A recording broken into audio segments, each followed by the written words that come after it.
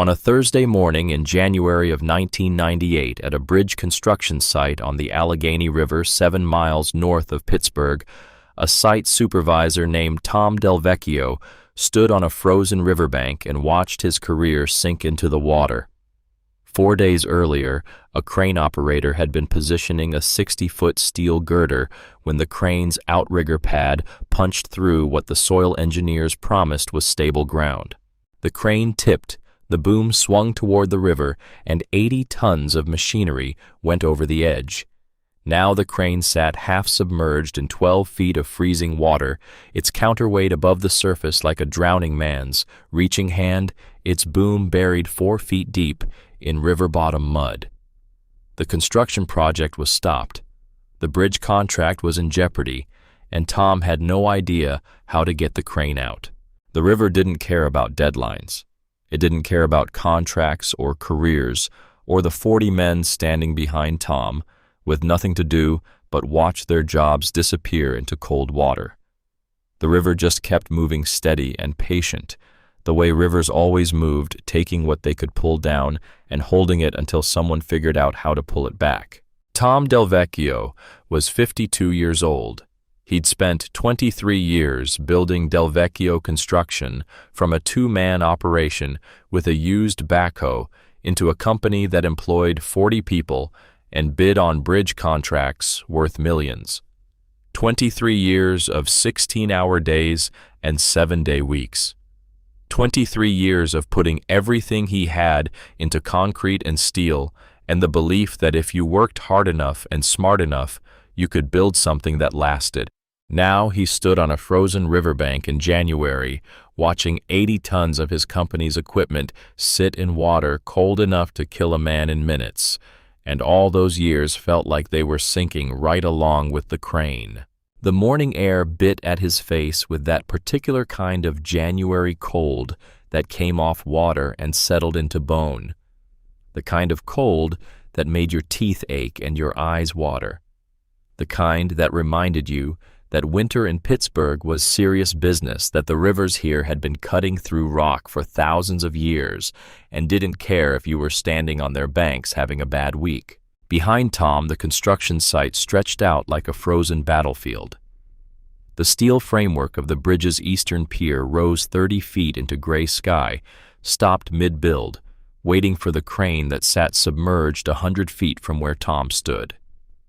Concrete barriers lined the access road marking the path heavy equipment took from the staging area to the work site. Equipment sat idle under tarps covered against the weather, but useless without the crane to lift in position. 40 men on payroll with nothing to do but wait and watch and wonder if they'd still have jobs by the end of the month. Tom knew most of them by name, knew which ones had kids in college and which ones were supporting elderly parents. Knew who was a month behind on mortgage payments and who'd just bought a new truck he couldn't afford to lose. Knew that when this company went under, and it would go under, if they couldn't recover the crane, 40 families would feel it. The crane operator, Jimmy Reese, stood near Tom, now silent and miserable. Jimmy was 38, had been operating cranes for Delvecchio Construction for 12 years. Good operator. Careful. Not his fault the ground gave way. The soil engineers had marked that spot as stable, had done core samples, had certified the load-bearing capacity, had been wrong. "I'm sorry, Tom," Jimmy said, for probably the 20th time that morning. "I swear I positioned it exactly where they marked." "I know," Tom said. "This isn't on you, Jimmy." But Jimmy looked like a man who'd killed someone anyway. Looked like he hadn't slept since Monday when he'd felt the crane tip and had jumped clear just before 80 tons of machinery went into the Allegheny River. Marcus Webb. Tom's site foreman walked over. Marcus was 48, built like a fire hydrant, with hands like catcher's mitts and a face that had seen every kind of construction disaster there was. He'd been with Tom for 18 years. Had helped build Delvecchio Construction from almost nothing into what it was now. "Glenn's coming at 2, Marcus said. His breath came out in white clouds. "Called 20 minutes ago. Says he needs to see the situation before he makes his determination. Glenn Wickham, the insurance adjuster, coming to look at the crane in the river and declare it a total loss and send Tom's company a bill for equipment they no longer owned but still owed $200,000 on. He's already made his determination, Tom said. He's just coming to make it official. Marcus was quiet for a moment. Then, the Hartman crew tried again this morning. Tom had watched, had stood on this same spot 2 hours ago and watched Hartman Recovery position their biggest crane, a 200-ton hydraulic monster that cost more than Tom's house. State-of-the-art, computer-controlled load management, automatic leveling, precise load sensors, the kind of equipment that made recovery work look easy when conditions were right. Conditions weren't right. Every time they tried to position the recovery crane close enough to get a proper pull angle on the submerged equipment, the outrigger started sinking into soft earth. Not fast, not dramatic, just slowly, steadily settling into ground that looked solid but wasn't. Ground that had been softened by winter thaw and river seepage and the vibration from construction equipment over the past 3 months. The crane's weight, the very power that should have pulled the submerged equipment free, became its own enemy. They couldn't get close enough to the water to make the pull without risking putting a 200-ton recovery crane into the river next to the crane they were trying to save. Same result, Tom asked. Ground won't hold, Marcus confirmed. They tried approaching from 3 different angles. Every spot within working distance is too soft. Tom had known it would be. Had known it yesterday when Hartman first arrived, had known it Tuesday when he'd walked the bank and felt the earth give under his boots, but he'd let them try anyway because what else could he do? You didn't give up just because something looked impossible. You tried. You kept trying until you ran out of options. He was running out of options. The diving company had sent men down Tuesday afternoon, professional salvage divers who specialized in equipment recovery. They'd gone into water that was 34 degrees wearing dry suits and tethered to safety lines, and they'd spent 40 minutes assessing the situation, while Tom stood on the bank and watched their bubbles break the surface. When they came up, their report wasn't encouraging. The crane's boom was buried 4 feet into river mud, not sitting on top of the mud, buried in it, driven down by the weight and the current and 4 days of the river trying to pull it deeper. The boom had punched into the soft river bottom like a knife into butter, and now the mud had closed around it, creating suction that would fight any attempt to pull it free.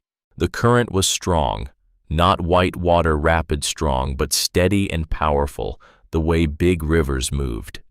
The Allegheny here was maybe 200 feet across and 12 feet deep at the submerged crane's location. All that water moving past created force. Force that pushed against anything trying to stay still. Force that would fight any recovery operation. Water temperature was holding at 34 degrees. Cold enough that the divers could only work in short intervals before hypothermia became a risk. Cold enough that if anything went wrong, if someone ended up in that water without protection, they'd have maybe 15 minutes before the cold killed them. The crane sat at an angle boom, pointing downstream, counterweight upstream.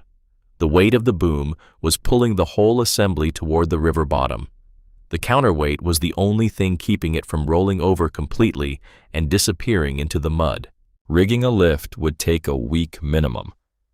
That's what the dive supervisor had said. A week to get cables positioned. A week to build a stable platform for a recovery crane.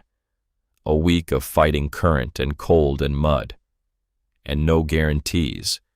No promises that after a week of work and expense, they'd be able to pull the crane free. Tom didn't have a week. The bridge contract had penalty clauses for delays, $5,000 per day after the scheduled completion date. They were already 3 days behind.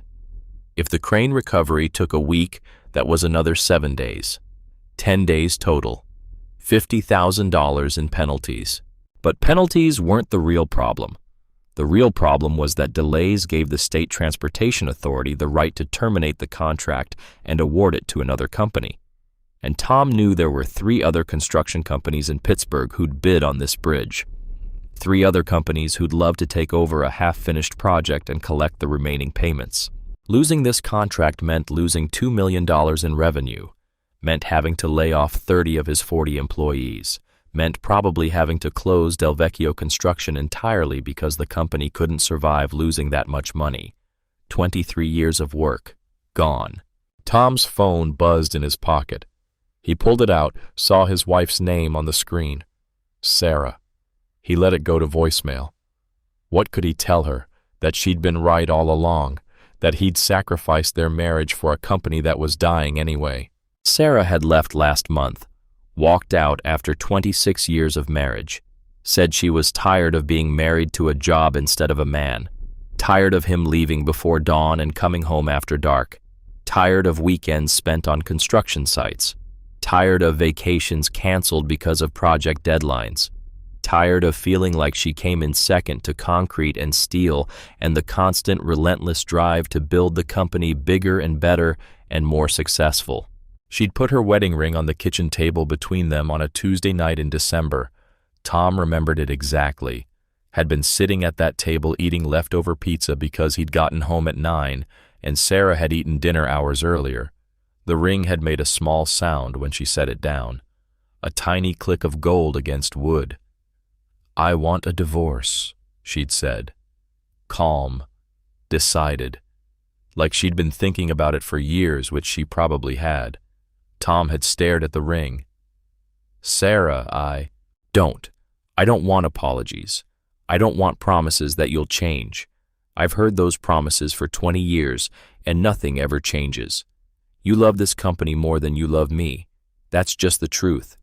And I can't do this anymore." She'd left that night, packed 2 suitcases, and drove to her sister's house in Cranberry Township, had filed for divorce on January 2nd.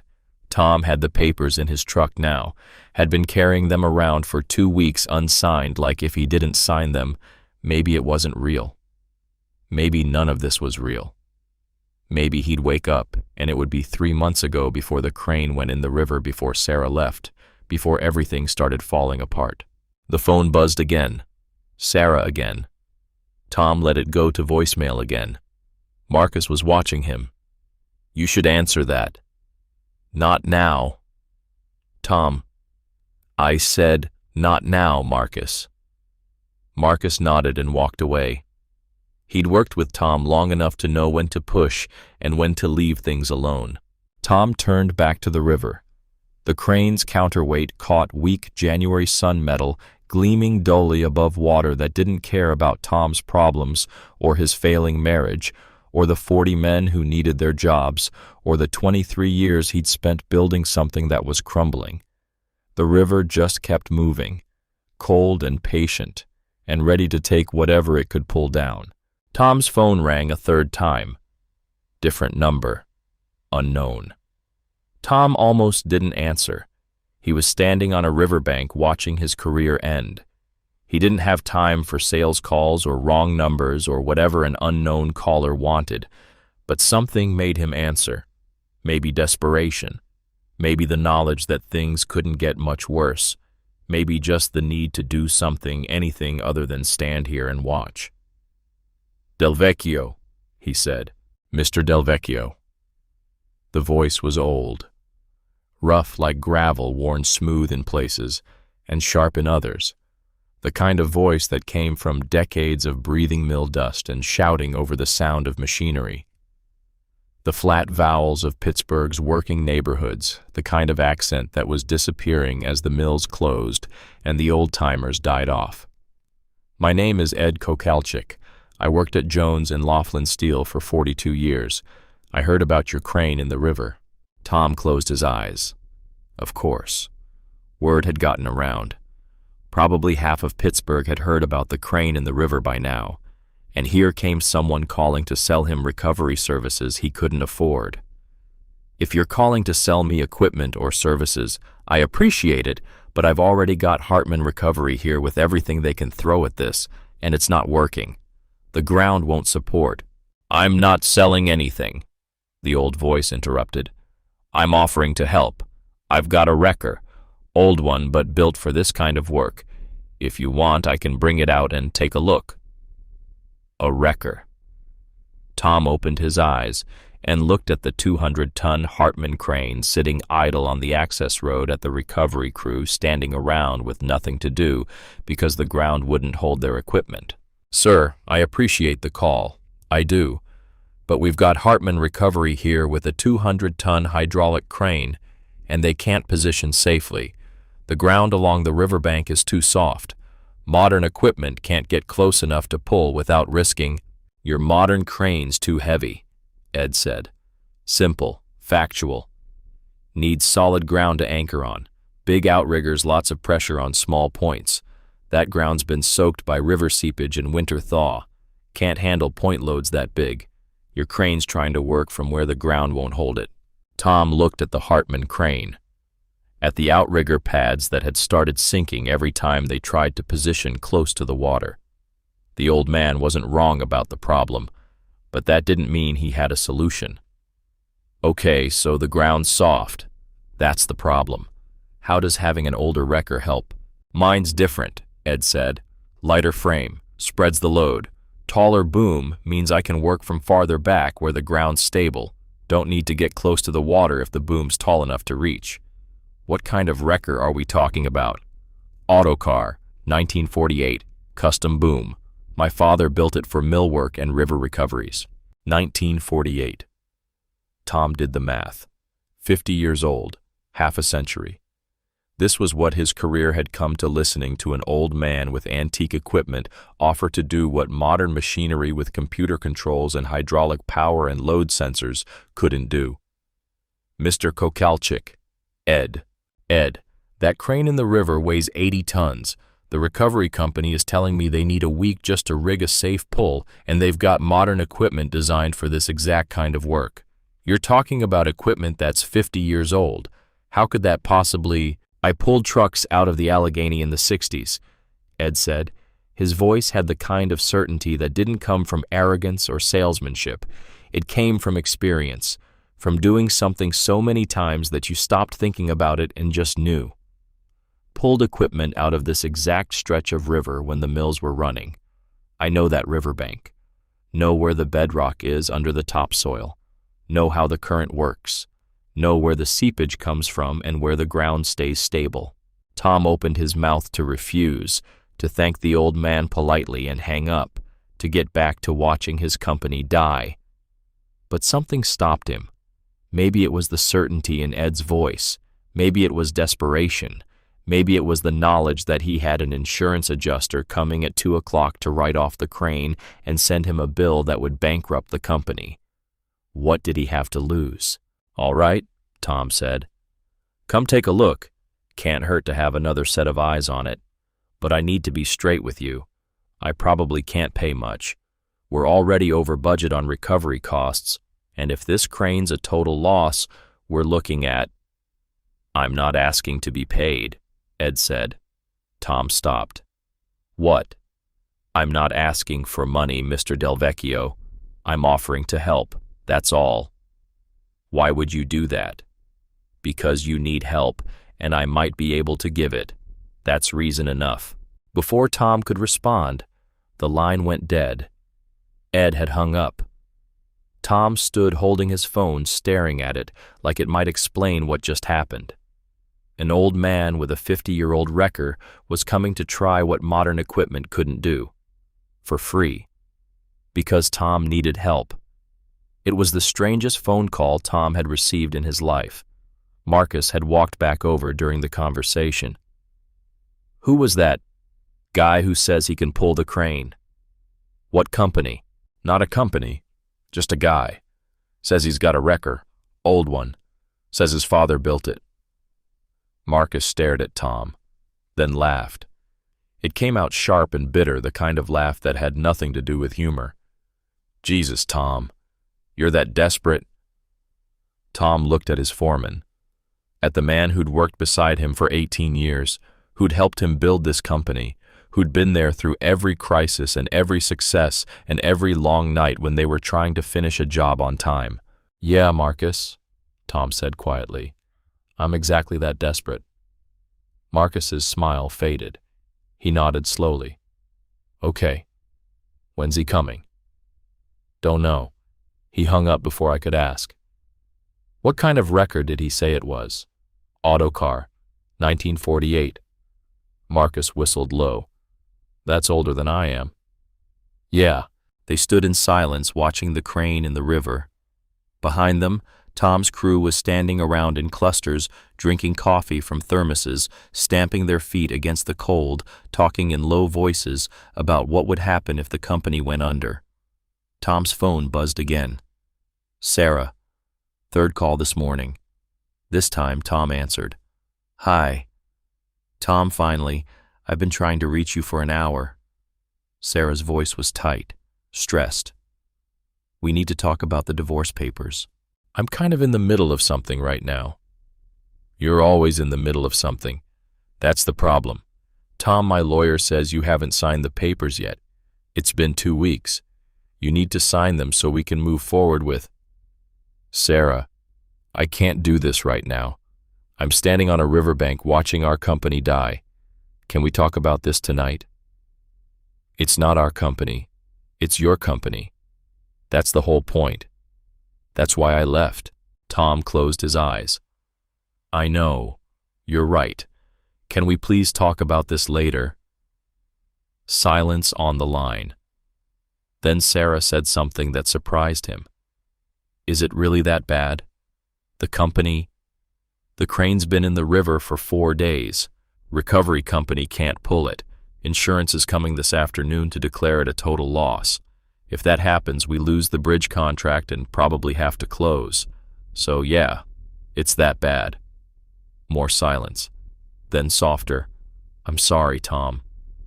Yeah, me too. Call me tonight. I will. Sarah hung up. Tom put his phone away and turned back to the river. The water kept moving, carrying pieces of ice downstream, flowing around the submerged crane like it had all the time in the world. Because it did have all the time in the world. Rivers didn't worry about deadlines or contracts or marriages falling apart. They just flowed, patient and relentless and absolutely certain that eventually everything ended up in their current. Tom wondered if the river would still be here after his company was gone, after his marriage was over, after everyone standing on this bank today had moved on to other jobs or other towns or other lives. Of course it would. Rivers outlasted everything. The sound of an engine made Tom turn. A truck was coming down the access road. Not one of the construction vehicles. Not the Hartman equipment. Something else. Something old. Ed Kokalchik sat in his kitchen with the phone still warm in his hand and felt his heart do something it hadn't done in 7 years. It felt useful. 73 years old, and Ed had forgotten what that feeling was like. Not needed. Nobody needed a man his age for anything important anymore. The world had moved on to computers and modern machinery, and young men who knew how to operate equipment Ed had never even seen. Nobody called an old mill worker for help with anything that mattered, but useful, capable of doing something that made a difference. That was different. That was what Ed had felt when he'd heard Tom Delvecchio's voice on the phone, heard the desperation underneath the professional tone, heard a man drowning and looking for something to grab onto. Ed could be that something. The autocar could be that something. The kitchen around him was small and neat, worn the way houses got when one person lived in them for decades. The same Formica table Stefan had built in 1962, its surface marked by years of use, a cigarette burn near one corner from a night in '73 when Ed had fallen asleep reading the paper. The same wooden cabinets Mary had painted yellow in '79, 2 years before the cancer took her, the paint now faded and chipped, but still holding on. The same linoleum floor cream with blue flecks installed in '68, worn thin in front of the sink and stove. This house had been his and Mary's for 42 years. They'd bought it in 1966, with a VA loan, Ed having served 2 years in Korea before the steel mill. Small house. 1,200 square feet. 2 bedrooms, 1 bathroom, a kitchen, barely big enough for the table, and a living room where the TV sat in one corner and Mary's reading chair sat in the other. Mary had died in that reading chair. November of '91. The cancer had eaten her down to nothing over 8 months, and at the end, she'd wanted to be in her chair with a view of the backyard where the maple tree turned colors in the fall. Ed had sat on the floor next to her holding her hand, and when she finally let go, it had been quiet, peaceful, like she was just tired of fighting. The house had felt enormous after that, empty in a way Ed didn't know a house could feel. He'd kept everything exactly the way Mary had left it. Her chair still sat by the window. Her books still lined the shelf Ed had built for her 40th birthday. Her coffee mug, the one with the flowers she'd bought at a yard sale in '84, still sat in the cabinet next to Ed's. 7 years now. 7 years of living in a house built for 2 people, eating at a table, built for family dinners that never happened anymore, sleeping on one side of a bed because the other side was Mary's and always would be. 7 years of being alone. The radio on the kitchen windowsill crackled with scanner traffic. Ed had bought a police scanner in '92, the year after Mary died. Had set it to scan emergency frequencies, fire department paramedics, construction companies. Listened to it every morning with his coffee. It made the house feel less empty. Voices talking about work that needed doing, problems that needed solving. A world that kept moving even when your part of it had stopped. This morning the scanner had brought him Tom Delvecchio's name. Ed had been scrambling eggs the way Mary used to make them, firm but not hard, with black pepper and just enough salt when he'd heard the call. Hartman Recovery to dispatcher requesting additional equipment for the Delvecchio construction crane recovery on the Allegheny. Equipment couldn't position safely. Ground too soft. Needed engineering consultation on alternate approaches. Ed had stopped with the spatula halfway to the plate. Delvecchio construction, crane in the river, ground too soft. He knew that riverbank. Had pulled equipment from the Allegheny dozens of times in the '60s and '70s when the mills were running full and men were working heavy machinery near water and accidents happened. Knew exactly where the topsoil ended and bedrock began. Knew where the seepage came from, how the water table rose in winter, where you could anchor safely even when everything looked unstable. And he knew something else. Knew that modern recovery companies with their 200-ton cranes and their computer load management systems approached problems with power, with the assumption that if you had enough lifting capacity and enough hydraulic force, you could muscle anything out of anywhere. But the riverbank along the Allegheny wasn't about power. It was about understanding, about reading the ground, about working with physics instead of trying to overwhelm it. Stefan's autocar was built for exactly that kind of work. Ed had looked out the kitchen window at the garage, at the building that had housed the autocar for 50 years, at the truck his father had built by hand, and Ed had kept running through sheer, stubborn determination not to let Stefan's work die. 7 years since the last job. 7 years of the autocar sitting silent, except for the twice-yearly startups Ed performed to keep the engine from seizing. 7 years of Ed wondering if he'd ever use Stefan's wrecker again, or if it would just sit in that garage until Ed died and someone hauled it away for scrap. 7 years of being useless. Ed had turned off the stove, had called directory assistance for Delvecchio Construction's number, had dialed, and when a machine answered, had asked for the site supervisor's mobile number. The secretary, probably sensing something in Ed's voice, had given it to him. And now Ed sat in his kitchen phone, still warm in his hand eggs getting cold on the counter, and felt useful for the first time since Mary died. The autocar could still work. Ed could still work. There was a job that needed doing, and Ed had the tools to do it. He stood, joints protesting. 73 years old, and his body reminded him of it every morning. His knees ached from decades of climbing on equipment and kneeling on concrete.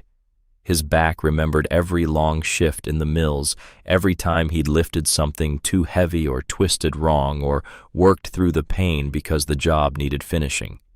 His hands were swollen with arthritis. The knuckles enlarged, the fingers not quite as flexible as they used to be. But they still worked, still knew how to tie a knot, how to thread a shackle, how to feel tension in a cable and know when to pull and when to wait. Ed walked to the closet near the front door, found his heavy canvas coat brown and stained with decades of grease and oil, found his work boots, steel-toed Red Wings he'd bought in '89, the leather so worn and oil-soaked it had gone almost black, found his tool belt, the one Stefan had made in '54 from leather salvaged from the mill, stitched and riveted by hand worn smooth from 40 years of use. Mary used to say Ed looked like a ghost of the old Pittsburgh when he put on that work gear, said he looked like he was stepping back into 1960, back into a world where men built things with their hands and fixed things that broke and didn't throw anything away just because it was old. Ed had always taken that as a compliment. He put on the coat and boots, buckled the tool belt around his waist, felt the familiar weight of it. The tools settled into their worn places. Hammer on the left hip, pliers and wire cutters on the right, shackles and carabiners hanging from D-rings, everything exactly where it had been for decades, where his hands could find them without looking. Then Ed walked out the back door to the garage. The garage was detached, sitting at the back of the small lot, a simple two-car structure with a peaked roof and two large doors that swung open on hinges. Stefan had built it in 1953, the same year Ed started at the mill. Built it specifically to house the autocar and have room to work on it. Ed pulled open the doors. They moved easily, the hinges Ed had oiled just last month turning smooth. Gray January light fell into the garage, illuminating the shape that had sat there for 7 years. The autocar DC-100. It sat in shadows, massive and angular, looking like something from another era, because it was. The truck was from a time when equipment was built to last, when planned obsolescence wasn't a concept, when men made things by hand because they needed tools that would work for decades. The cab was boxy, industrial, all straight lines and flat panels. No curves, no aerodynamics. Not designed to look good, designed to work. The paint was faded dark green, the original color from when Stefan had first assembled the truck, though it had been repainted twice over the years. Patches of rust showed through at the edges, particularly around the wheel wells and along the bottom of the doors, but the rust was surface only. The frame underneath was solid steel, heavy gauge, built to carry weight and take abuse. Behind the cab rose the boom, 24 feet of welded I-beam vertical, like a flagpole or a radio tower. Stefan's design, Stefan's work. Ed walked around to look at it from the side the way he always did when he came to the garage. The boom was constructed from scrap steel Stefan had salvaged from the mill pieces, cut and fitted and welded with the skill of a man who'd spent his life working metal. The welds were clean, perfect really, smooth beads laid down with steady hands and an eye for precision. Stefan had been a welder at J&L Steel for 30 years before he retired. Had learned the trade in Poland before the war, had brought that knowledge to America in 1938 when he'd fled with nothing but the clothes on his back and the skills in his head. Those welds had held for 50 years, would hold for 50 more if anyone kept the truck running that long. Ed walked slowly around the autocar, checking everything the way he always did. Tires first. They were old, the rubber cracking slightly, but they held air and the tread was still good. These weren't highway tires. These were industrial tires, solid and thick, designed for slow work on rough ground. Ed kept them inflated to exactly 40 pounds. Stefan had taught him that. 40 pounds for stability without sacrificing grip. Frame rails next. Ed knelt his knees protesting and looked underneath. The steel was solid, heavy gauge, no cracks, no serious corrosion, just surface rust in places, the kind that showed the metal had been worked hard but was still strong. Stefan had reinforced these rails when he'd built the boom, had added cross-bracing and gussets because he knew the stress of heavy pulls would try to twist the frame. The boom itself, Ed saved for last. He stood in front of it looking up at the 24 feet of I-beam that made Stefan's design unique. Most recovery trucks used hydraulic booms that extended and retracted that could change angle and length. Flexible, adaptable, modern. Stefan's boom was fixed. Couldn't move. Couldn't change angle.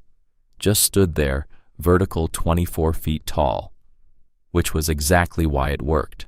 A fixed boom meant all the engineering was simple.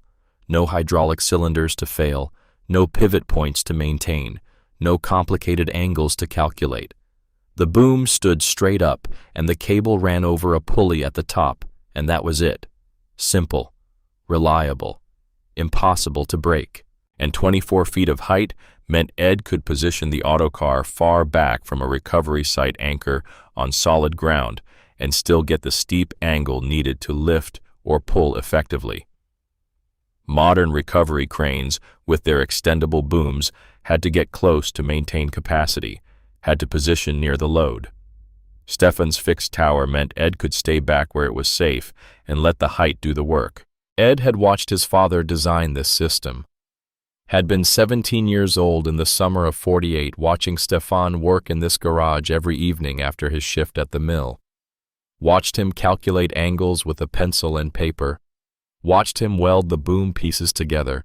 Watched him explain why a fixed tower was better than a pivot boom for certain kinds of work. Most people think recovery is about power, Eddie. Stefan had said one evening, his hands black with soot from the mill, his welding mask pushed up on his head. Think you need biggest crane, most lifting capacity. But power without position is useless. Better to have less power from right position than more power from wrong position. Ed had nodded, not really understanding. Stefan had smiled. You'll see. When you do this work, you'll see. It's not about strong, it's about smart. 50 years later, standing in the garage, looking at his father's work, Ed understood. He opened the driver's door. It creaked on hinges that needed oil. The cab smelled like old vinyl and metal and oil and exhaust, the smell of machinery that had worked hard. The seat was cracked, the vinyl patched with duct tape in 3 places. The steering wheel was worn smooth, the original covering gone in spots where hands had gripped it for decades.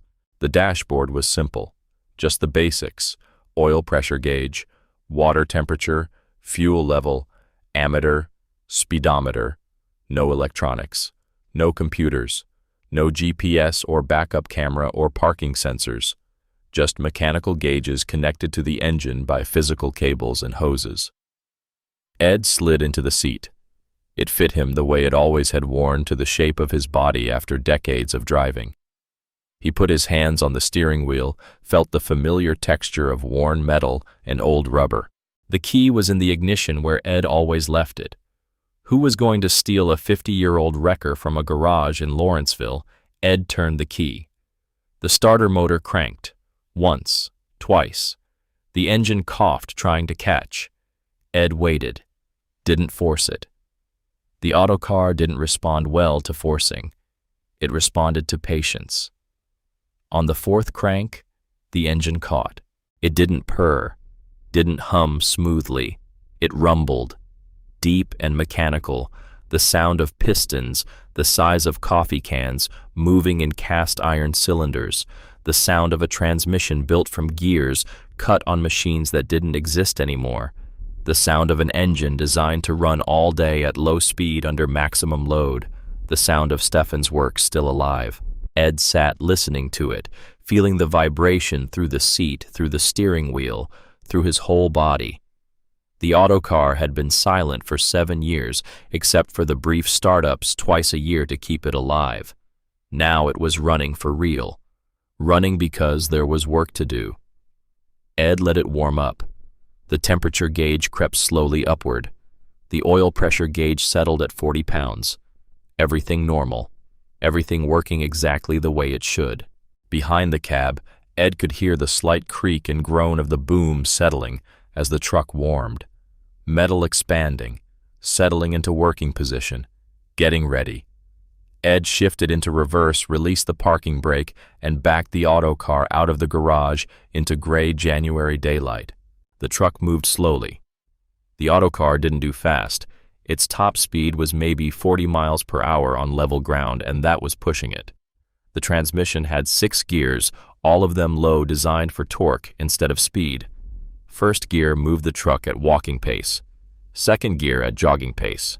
By 6th gear, you might hit 35 or 40 if the road was good and you had time. But Ed didn't need fast. He needed reliable. He needed a truck that could plant itself on questionable ground and not move. He needed a boom tall enough to reach from safety. He needed the knowledge Stefan had built into every weld and every bolt. He had all of that. Ed drove out of the garage and pointed the autocar toward the street. Then he stopped, put it in neutral, and climbed out to close the garage doors. Took his time. Made sure they were secured. You didn't leave things open and unsecured. That wasn't how you took care of equipment. When the doors were closed, Ed climbed back into the cab and started driving toward the address Tom Del Vecchio had mentioned. 7 miles north on Route 28, along the river. Ed knew the area.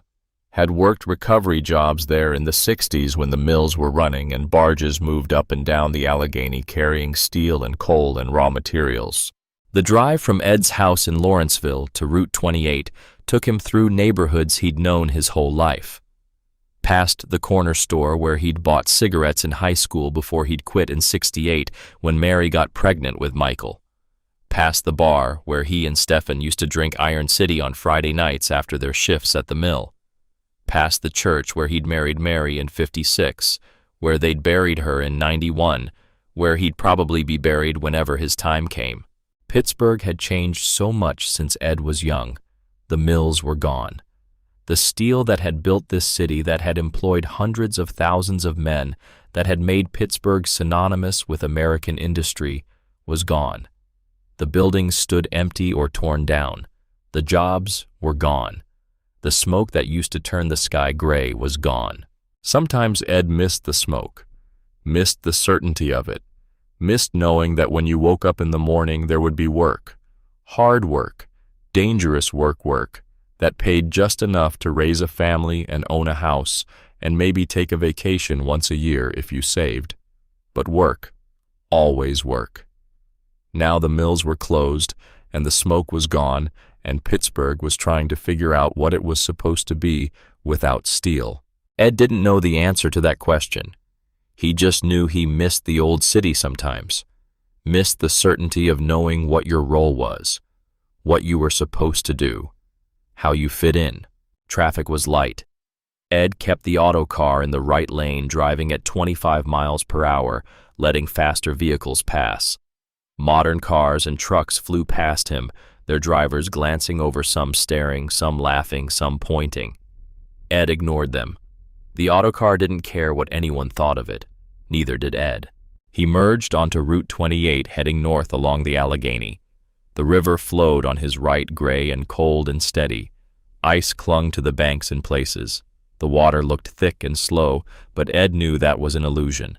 The Allegheny moved with power even when it looked calm. Ed had fallen into this river once. 1963. Winter like now.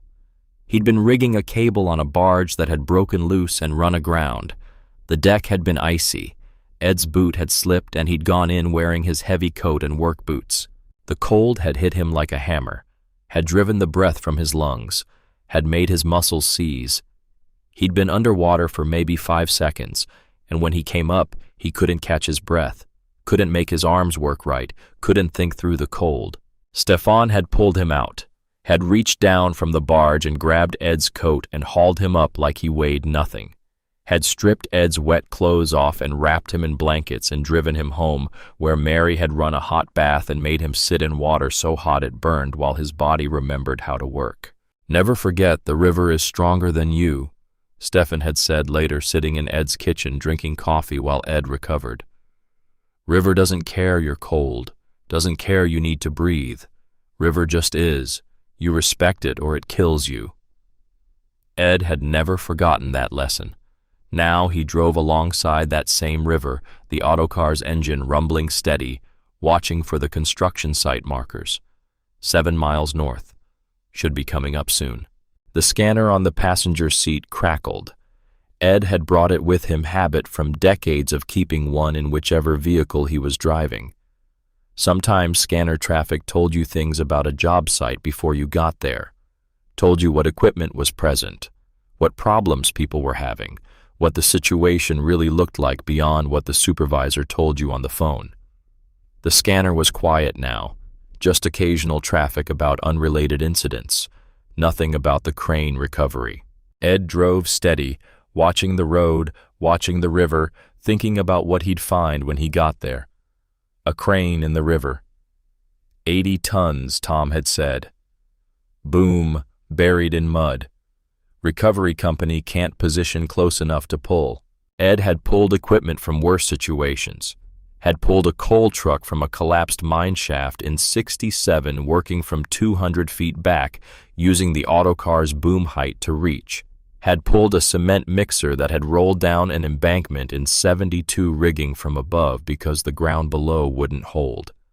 Had pulled barges and trucks and equipment Ed didn't even remember anymore because there had been so many jobs over so many years. But that was decades ago. Ed was 73 now. His body wasn't what it used to be. His strength wasn't what it used to be. He moved slower, tired faster, needed to be more careful because falling at 73 meant broken bones instead of bruises. Could he still do this work? Ed didn't know. But he was going to find out. The construction site appeared ahead on the right. Orange signs marked the access road. Construction equipment visible through the trees. Ed slowed, turned onto the access road and felt the autocar's tires crunch on gravel, and felt every eye on the site turn toward him. The autocar rumbled down the access road like a ghost from another era, and every person on the Del Vecchio construction site stopped what they were doing and stared. Ed saw them staring. Saw workers setting down coffee cups and thermoses. Saw the Hartman recovery crew turn away from their own equipment to watch. Saw Tom Del Vecchio standing near the river's edge turn around and shield his eyes against the weak January sun to see what was making that sound. The sound of an engine from 1948, deep and mechanical and utterly unlike anything modern. The sound of heavy iron and simple gears, and the kind of engineering that believed in making something once and making it right. Ed drove slowly through the site, navigating around concrete barriers and parked equipment. He could see the river now, see the crane's counterweight sticking up above the water like a steel monument to failure. Could see the Hartman recovery crane sitting idle on solid ground, its massive frame and hydraulic boom looking sleek and powerful and completely useless for the task at hand. A few of the workers laughed as Ed passed.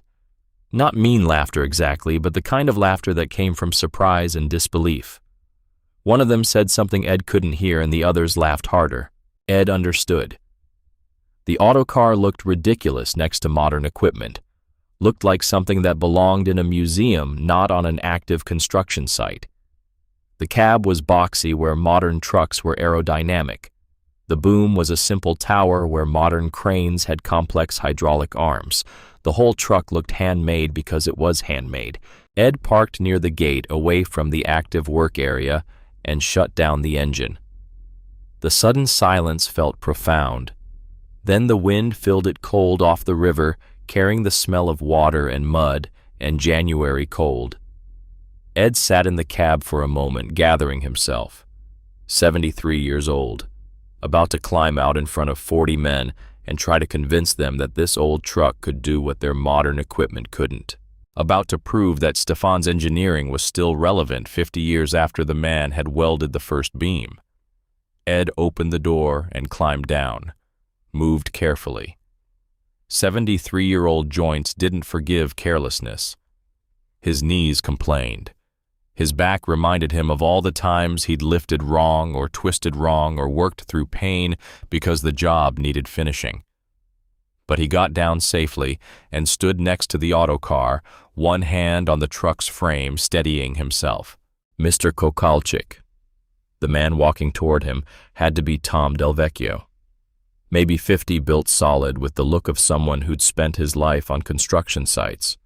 Tired eyes, worried face. The face of a man watching something important fall apart and not knowing how to stop it. Ed had seen that face before.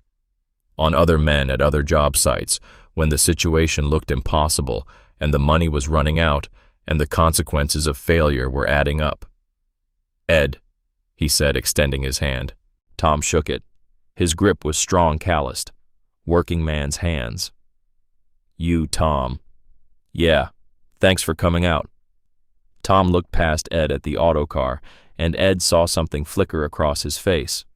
Not quite doubt, not quite hope. Something in between. "That's your truck." "That's her. 1948 autocar DC-100. My father built the boom and recovery system in 48 through 50. Been running ever since." Tom walked around the autocar, slowly studying it. Ed let him look. Better to let people see what they were dealing with than try to convince them with words.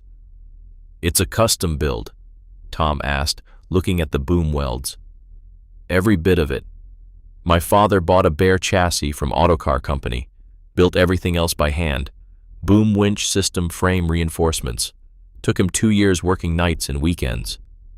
"Why?" Ed looked at Tom. "Because working men needed help and couldn't afford what recovery companies charged. My father was a steel worker. Saw too many guys lose trucks or equipment because they couldn't pay for recovery. Figured he could build something to help." Tom nodded slowly. Then he looked at Ed. Really looked, taking in the 73 years, the work-worn hands, the way Ed moved like a man whose body remembered decades of hard labor. "No disrespect, Ed, but that boom looks homemade, and you look like you should be retired on a beach somewhere. How's any of this supposed to pull an 80-ton crane out of the river when Hartman's got a 200-ton hydraulic system that can't do it?" "Because Hartman's trying to solve the wrong problem," Ed said. "They're trying to power through, trying to muscle the crane out with lifting capacity. But that's not the problem. The problem is ground stability and pull angle. My truck's lighter, spreads its load better. That boom." Ed pointed up at the 24-foot tower. "Means I can work from back where the ground's solid and still get a steep enough angle to break the suction in the mud. And if it doesn't work, then you're no worse off than you are now." Tom studied Ed's face for a long moment. Then he glanced toward the river, toward the crane that had been sitting there for 4 days, toward the insurance adjuster, who would be arriving in a few hours to declare everything a total loss. "All right," Tom said. "Mind if I take a look at the situation first?" "That's what I'm here to do." "Crane's over there." Tom gestured toward the river. "But be careful near the bank. Ground's unstable. We've had a couple spots where people stepped and the earth just gave way." Ed nodded, picked up his tool belt from the autocar's cab and buckled it on. Felt the familiar weight settle around his waist.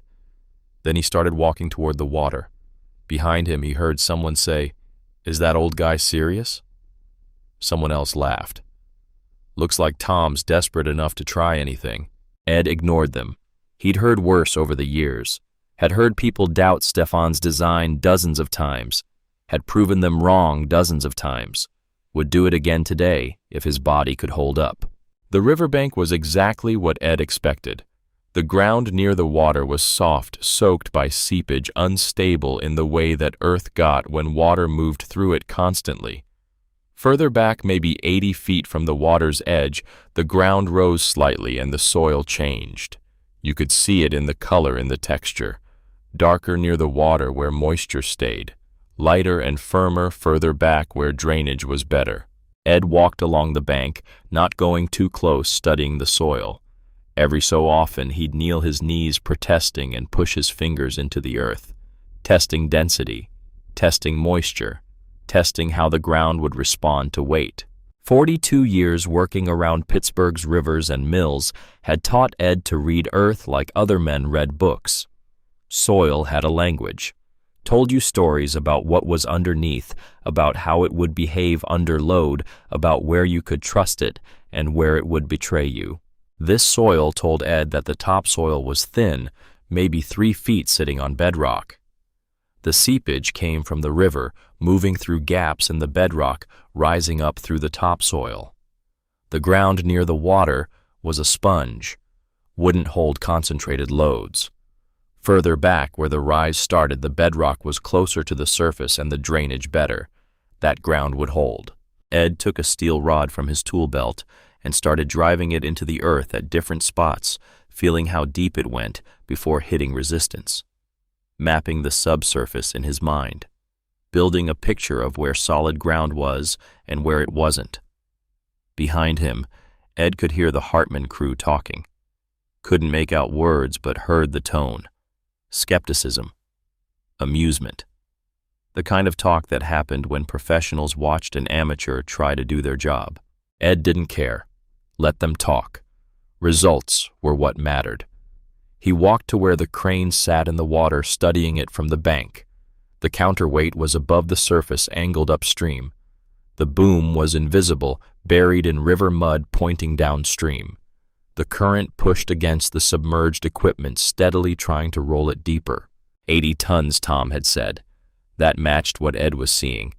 Big crawler crane, probably a link belt or similar. Good equipment, expensive equipment, the kind that could make or break a small construction company. The crane sat in maybe 12 feet of water, not deep by river standards, but deep enough that the mud bottom was soft and thick. The boom had punched through the surface layer and into the river bottom, and now the mud had closed around it like a fist. Suction was the enemy here, not weight, not current. Suction.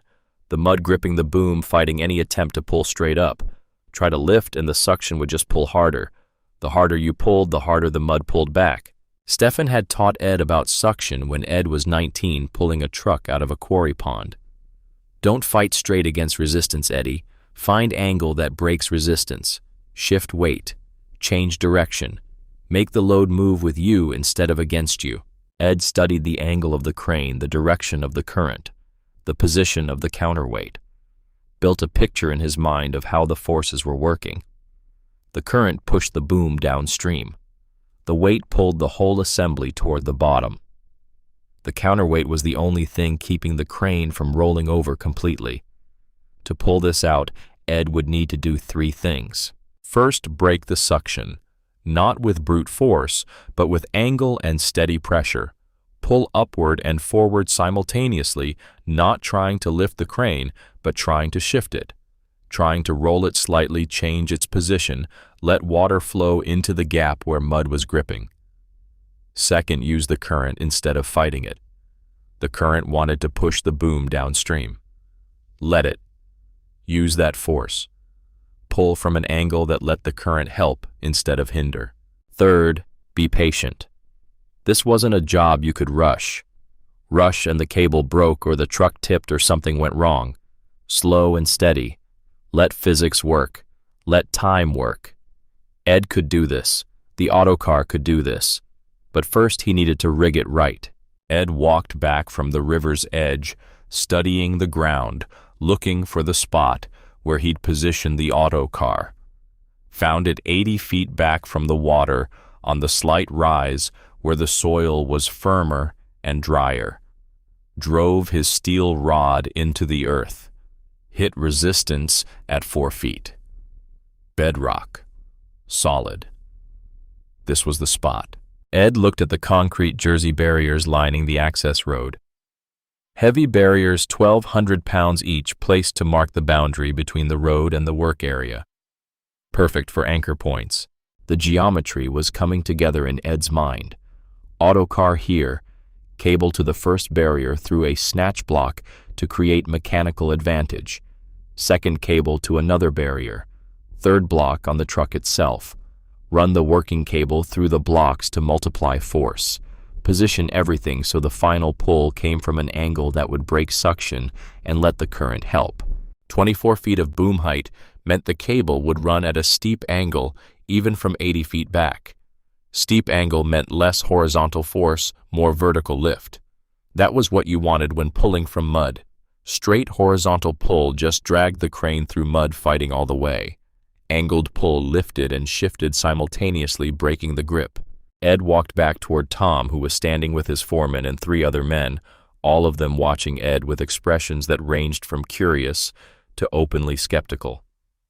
"I can pull it," Ed said. One of the men, younger, maybe 40, wearing a Hartman recovery jacket, laughed. "Sir, no offense, but we've been trying to pull that crane for 4 days with equipment that makes your truck look like a toy. If we can't do it, I don't see how you can." "What's your name?" Ed asked. "Derek Hammond. I'm the senior engineer with Hartman. And I'm telling you, the physics don't work. That crane weighs 80 tons. Your truck weighs maybe 10, maybe 12 tons at most. Even with perfect mechanical advantage, you're trying to pull 8 times your own weight across soft ground and through river mud. The math says no." "Math's not the problem," Ed said. "Approach is.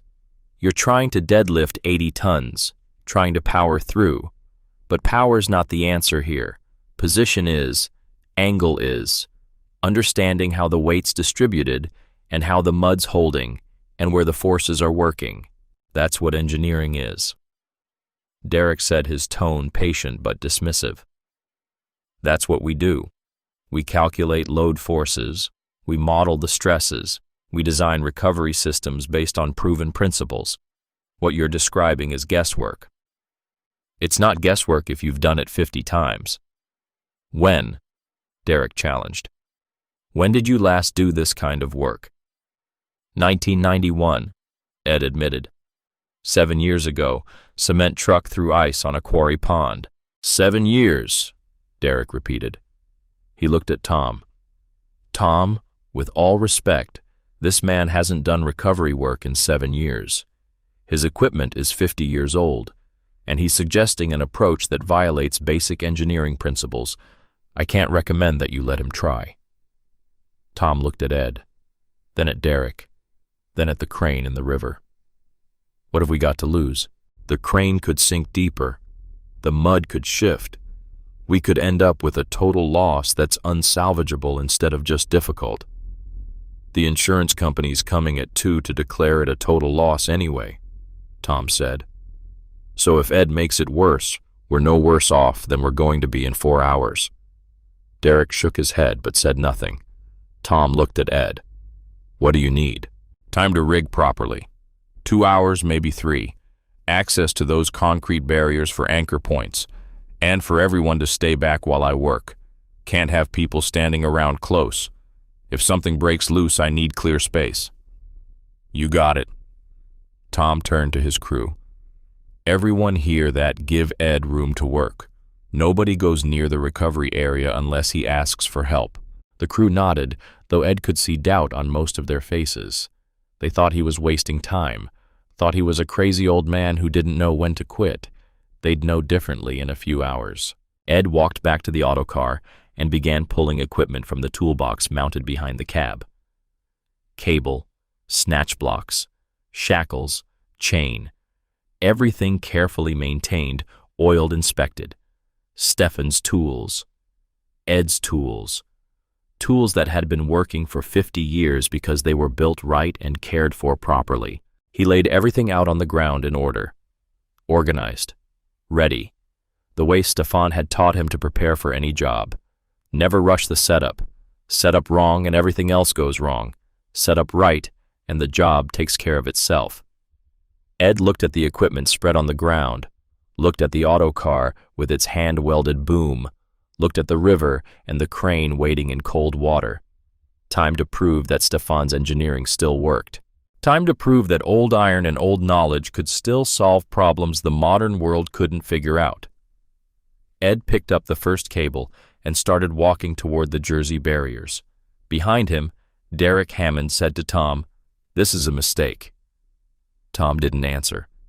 Ed worked for 2 hours rigging the pull, and the entire construction crew watched like they were witnessing either a miracle or a disaster in slow motion.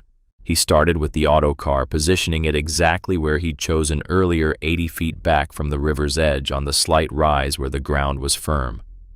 Ed drove the truck forward and back several times, feeling how the earth responded to its weight. The ground settled slightly but held. The tires didn't sink. The frame stayed level. Good. Ed engaged the parking brake, shut down the engine, and climbed out. Checked the ground around each tire. Still solid. The autocar weighed 20,000 pounds, and that weight was distributed across 8 tires, each one wide and industrial. 2,500 pounds per tire. Not enough point pressure to sink into this ground. Modern recovery cranes used Outrigger's massive hydraulic pads that extended from the chassis to create a stable platform. Those pads concentrated enormous weight onto 4 small points. In soft ground, those points sank. The autocar didn't have outriggers, didn't need them. The truck itself was the platform, and its weight spread across enough area that even soft ground could hold it. That was part of Stefan's design. No outriggers to sink, no complicated stabilization system. Just a heavy truck on good tires relying on basic physics instead of hydraulic complexity. Ed walked to the first Jersey barrier, the one positioned closest to his pull line. The barrier was massive concrete and steel, 1,200 pounds of dead weight sitting on the ground. Ed pulled a heavy-duty snatch block from his tool belt, a pulley system in a steel frame designed to redirect cable while maintaining tension. The block was decades old, but well maintained. The sheave turned smoothly when Ed spun it with his hand. The frame showed no cracks. He secured the snatch block to the barrier using a chain and shackle, wrapping the chain around the barrier's base, threading it through the block's anchor point, closing it with the shackle. Pulled hard on the chain to test the connection. The barrier didn't move. The chain didn't slip. The shackle held. Good. Ed walked to the second barrier 30 feet further along the access road and repeated the process. Another snatch block. Another chain. Another shackle. Everything checked twice. The geometry was important. The 2 barriers formed anchor points that would redirect his cable, creating mechanical advantage. One cable from the autocar's winch would run through these blocks, doubling back on itself, so that pulling 1 foot of cable actually moved the load 2 feet. With 3 blocks total, including one fixed to the autocar's frame, Ed would have 3-to-1 mechanical advantage. That meant the autocar's 10-ton winch capacity effectively became 30 tons of pulling force.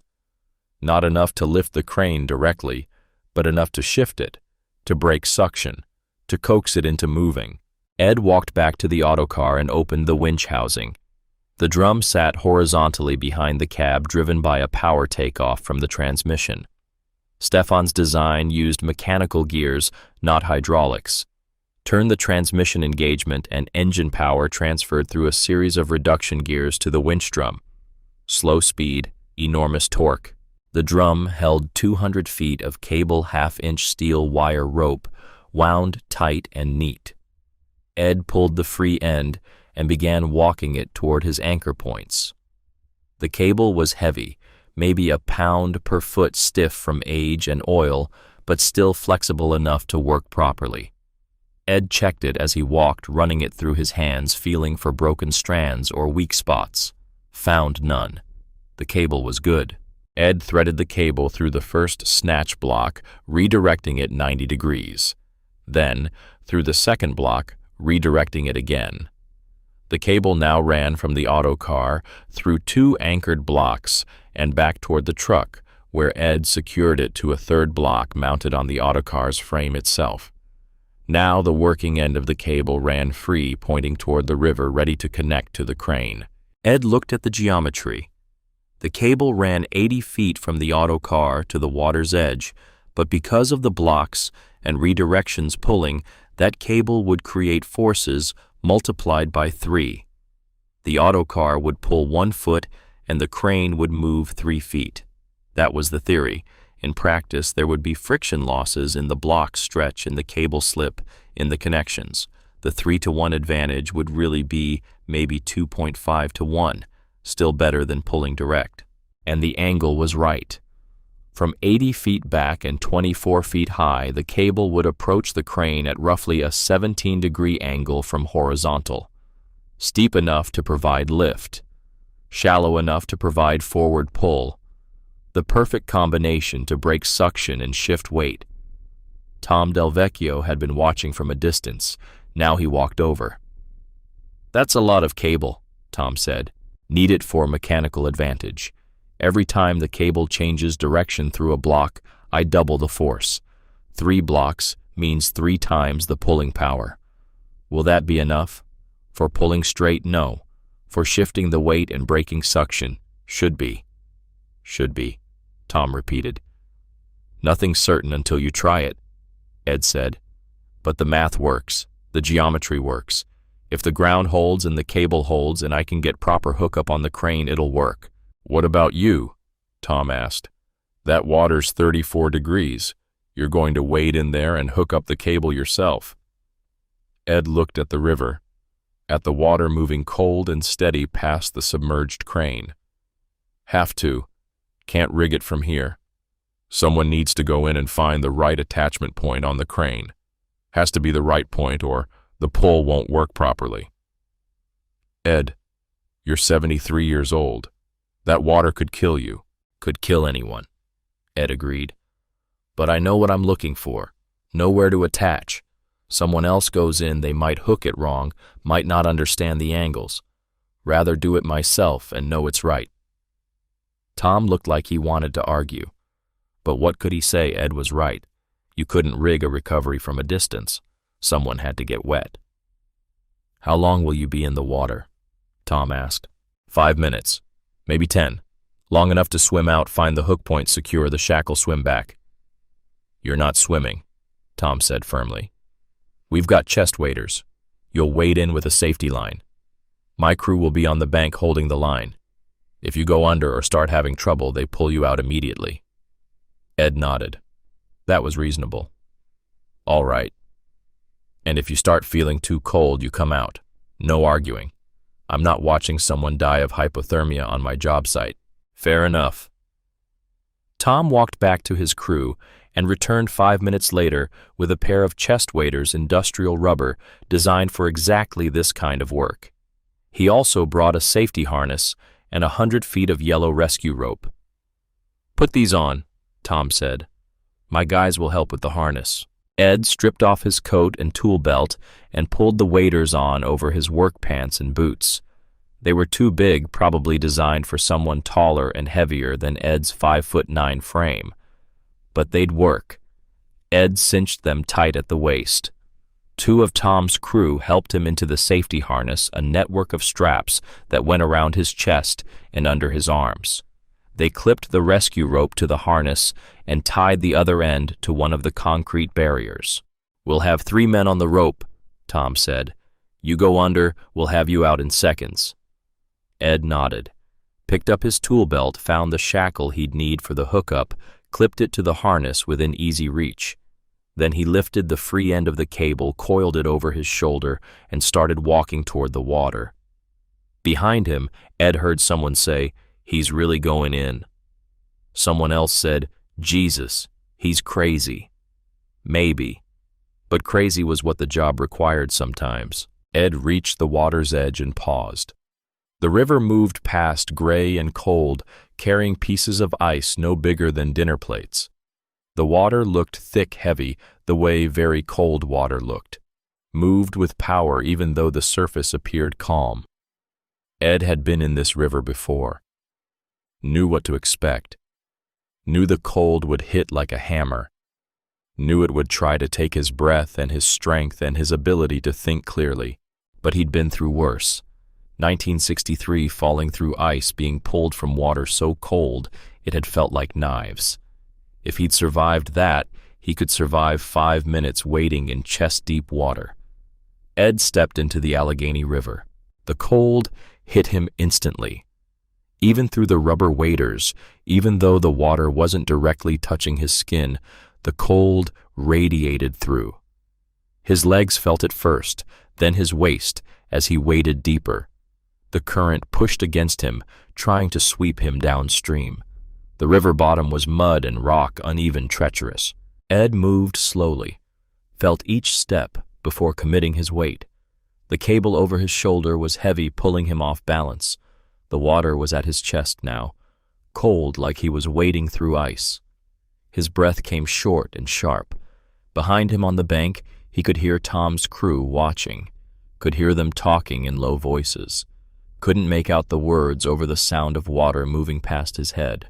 20 feet from shore. The crane was 30 feet from shore. Ed kept waiting. The water reached his neck. Any deeper and it would come over the top of the waders, fill them, pull him down. Ed stopped, found solid footing, and looked at the submerged crane. The counterweight rose above the water maybe 6 feet away. The crane's main body was submerged, the boom completely underwater, buried in mud. Ed could see the frame, could see where the boom attached to the rotating bed, could see where the current pushed against the metal and created small eddies and swirls. Ed took a deep breath and duck-walked deeper, keeping his head above water but getting his body close to the crane. The cold was making his hands numb, making his fingers slow. He fumbled the shackle from his harness, fumbled the cable off his shoulder, found the attachment point he needed. The crane's frame had multiple connection points for rigging and transportation. Ed needed one that would pull the crane upward and forward simultaneously, not straight up that would just fight the suction, not straight forward that would just drag it through mud. Upward and forward together, angled, shifting the weight onto its pivot point. Ed found the spot. A structural member on the frame, solid steel designed to take load. He threaded the cable through. His hands were so cold now that he could barely feel what he was doing. Moving on memory and experience, fingers doing work they'd done 1,000 times even though he couldn't feel them doing it. Got the cable through, got the shackle positioned, started threading the pin. His fingers slipped. The pin dropped. Ed watched it fall toward the water, grabbed for it, caught it somehow even though his hands felt like blocks of wood. Tried again. Got the pin started. Threaded it home. Tightened it as much as his numb hands could manage. Pulled on the connection. Hard as he could. The shackle held. The cable held. Good enough. Ed turned and started wading back toward shore. The current pushed from behind, now helping, but his legs were weak from the cold. His whole body was shaking. The bank looked very far away even though it was only 30 feet. Ed kept moving. One step, another step. His feet found rocks, found mud, found bottom. 20 feet from shore. 15 feet. His legs gave out.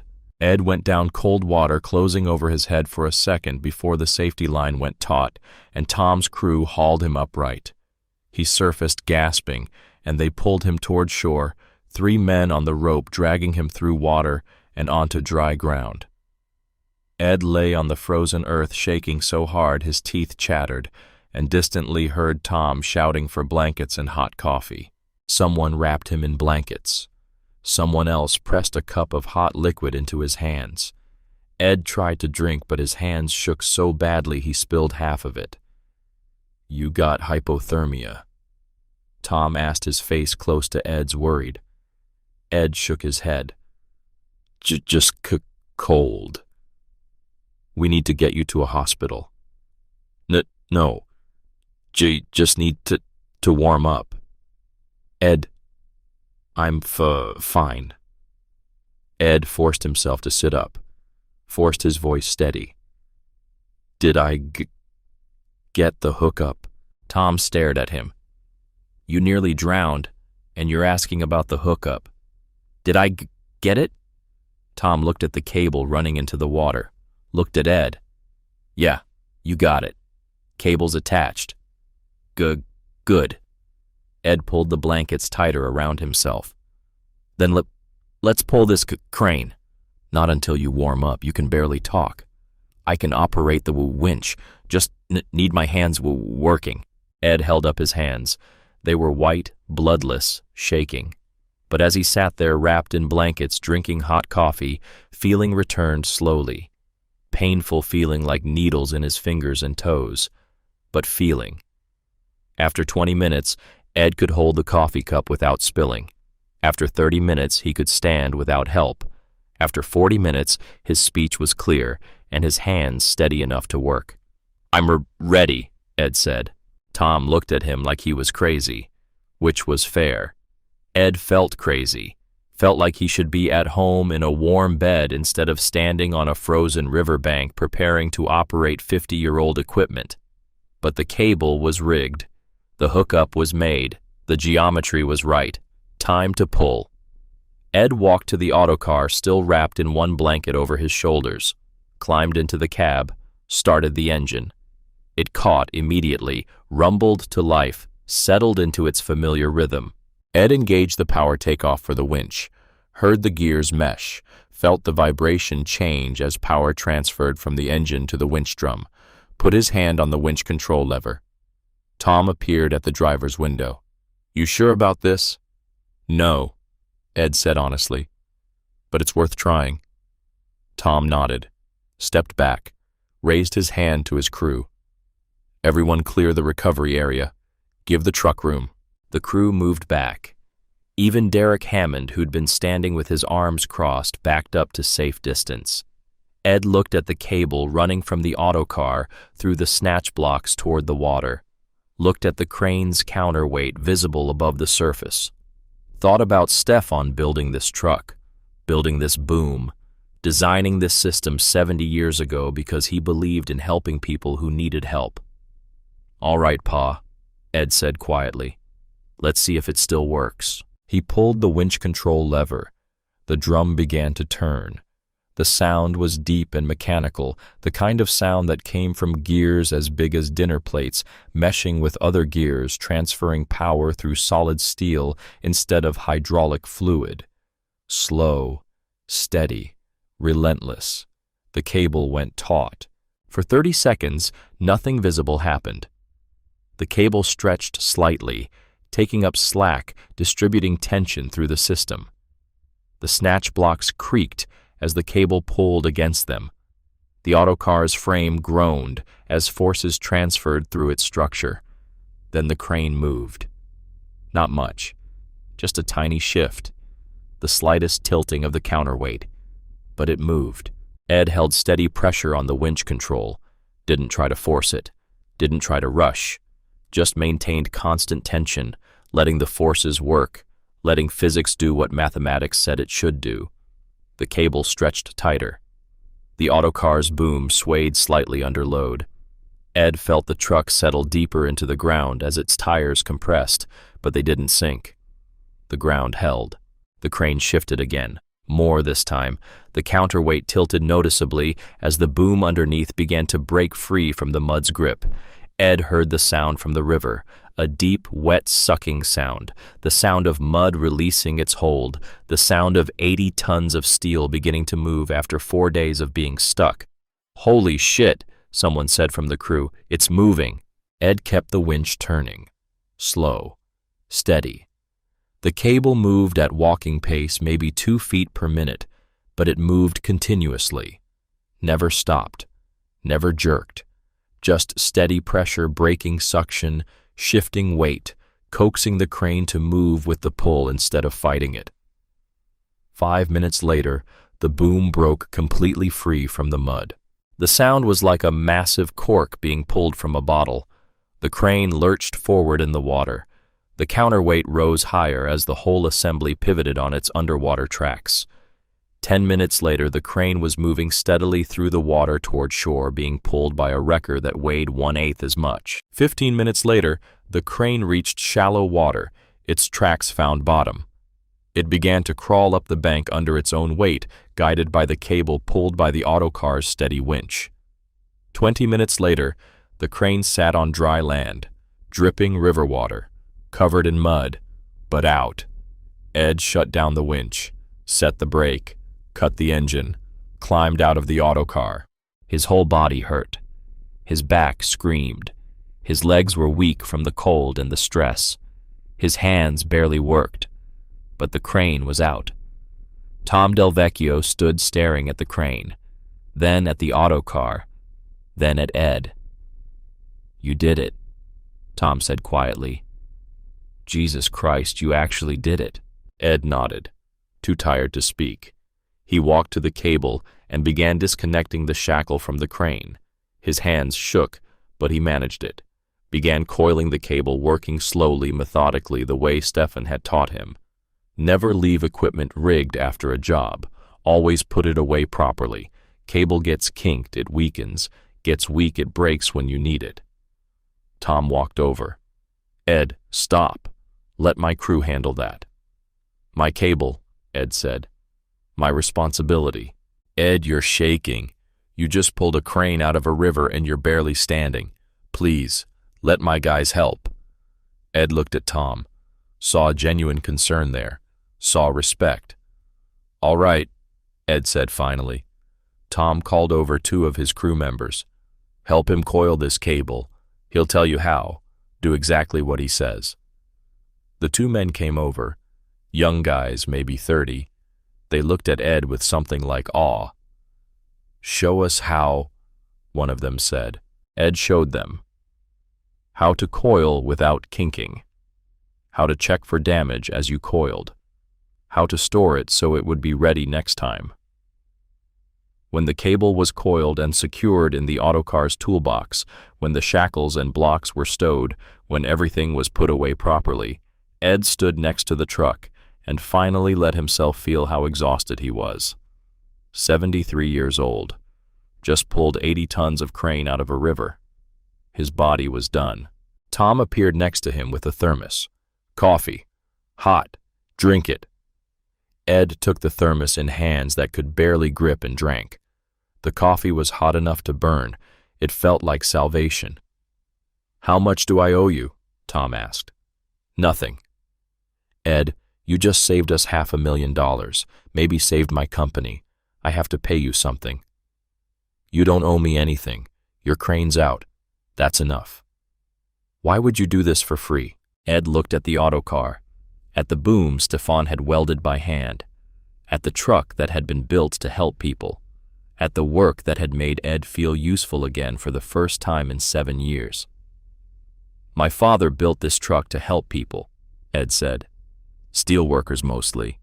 Men who couldn't afford the fancy recovery companies. He never charged much, sometimes didn't charge at all. He said helping people was what the truck was for. Ed looked at Tom. That's still what it's for.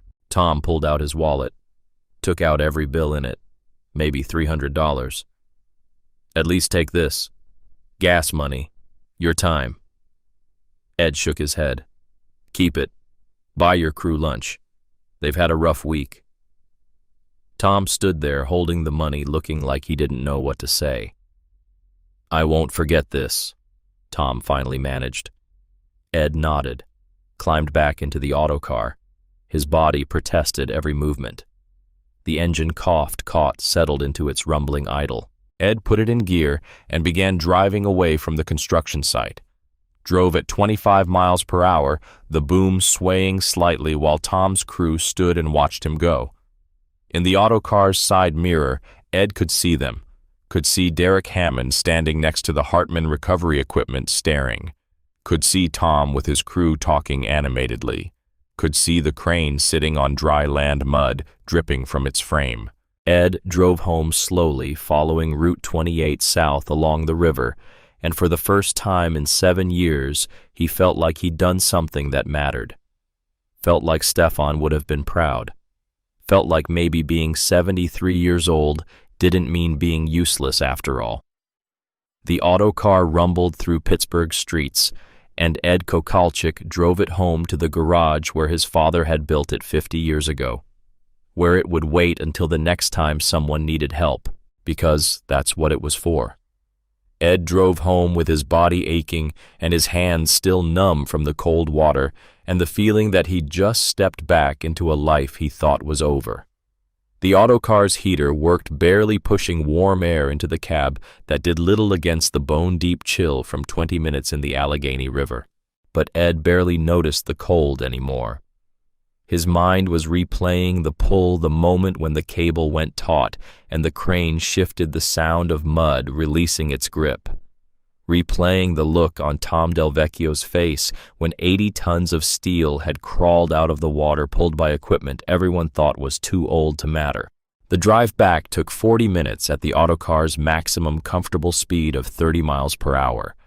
Ed stayed in the right lane, let faster traffic pass, ignored the stares and the occasional horn from drivers who couldn't understand why anyone would drive something so slow on a modern road. When Ed finally turned onto his street in Lawrenceville, when he pulled into his driveway and backed the autocar into its garage, when he shut down the engine and sat in the sudden silence listening to metal tick and cool, he realized he was exhausted in a way he hadn't been exhausted in years. The exhaustion of doing real work, of using your body and your mind and your skills for something that mattered. The kind of exhaustion that hurt but felt good.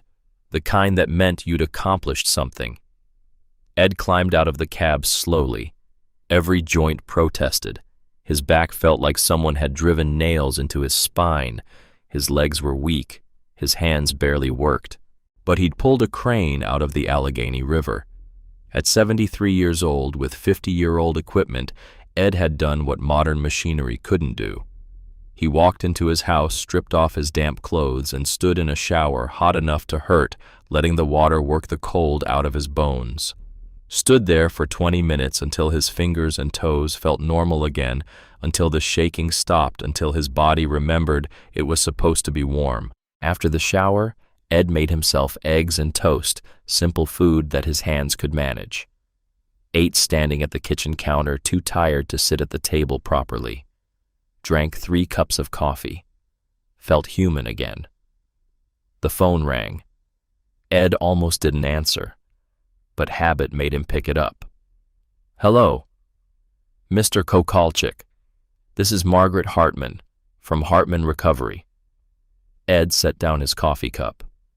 "Ma'am, I'm calling because I wanted to apologize." Her voice was controlled professional, but Ed heard something underneath it. Not quite anger, more like frustrated respect. "Derek Hammond shouldn't have spoken to you the way he did at the Delvecchio site. He was out of line." "He was protecting his reputation," Ed said. "Can't fault a man for that." Still, he was rude, and more importantly, a pause. Then the words came out like they'd been forced. "You did something my crew couldn't do, with equipment that by any reasonable measure shouldn't have worked. Tom Delvecchio's been calling everyone in Pittsburgh to tell them about the old guy with the old truck who saved his project. Word's getting around fast." Ed didn't know what to say to that. "I'd like to understand how you did it," Margaret continued. "Would you be willing to have coffee and explain your approach, professional curiosity?" Ed thought about that. Thought about sitting in his kitchen alone, watching the news, feeling useful for one day, and then going back to being useless. Thought about the autocar sitting in the garage, waiting. "All right," Ed said. "When?" They met 2 days later at a diner in Lawrenceville. Ed chose a booth near the back, habit from decades of meeting people to discuss work. Margaret Hartman arrived exactly on time, and Ed saw immediately that she wasn't what he expected. 62 years old, Ed guessed.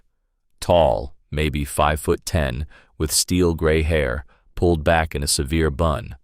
Work boots and canvas pants, and a heavy jacket that had seen real use. Calloused hands when she shook Ed's. Working hands. She ordered coffee black and got straight to business. "I inherited Hartman Recovery from my husband 5 years ago," Margaret said, her voice matter of fact. "William built it from nothing starting in '79. By the time he died in '93 heart attack at 58, we had 12 employees and equipment worth $3 million. She paused, drank her coffee, continued. "I've been fighting for 5 years to prove I can run this company as well as William did. Construction is a man's world, especially recovery. I've had contractors refuse to work with us because they don't trust a woman to handle equipment. Had engineers question my decisions. Had my own crew doubt whether I knew what I was doing." Margaret looked at Ed directly. "I've spent 5 years proving myself, earning respect, building a reputation. And then you show up at the Delvecchio site with a truck older than my oldest employee and do a job my 200-ton crane couldn't touch. I need to know how that happened." Ed sipped his coffee. "Your crane's built for power. Mine's built for leverage." "Explain." So Ed did. Talked for 30 minutes about boom height and anchor points and mechanical advantage through snatch blocks, about the physics of shifting weight instead of lifting it, about reading ground conditions and understanding how river mud created suction and how breaking that suction was more important than brute force pulling. Margaret listened without interrupting, occasionally nodding, her eyes sharp and focused. When Ed finished, she sat back. "You learned all that in the steel mills."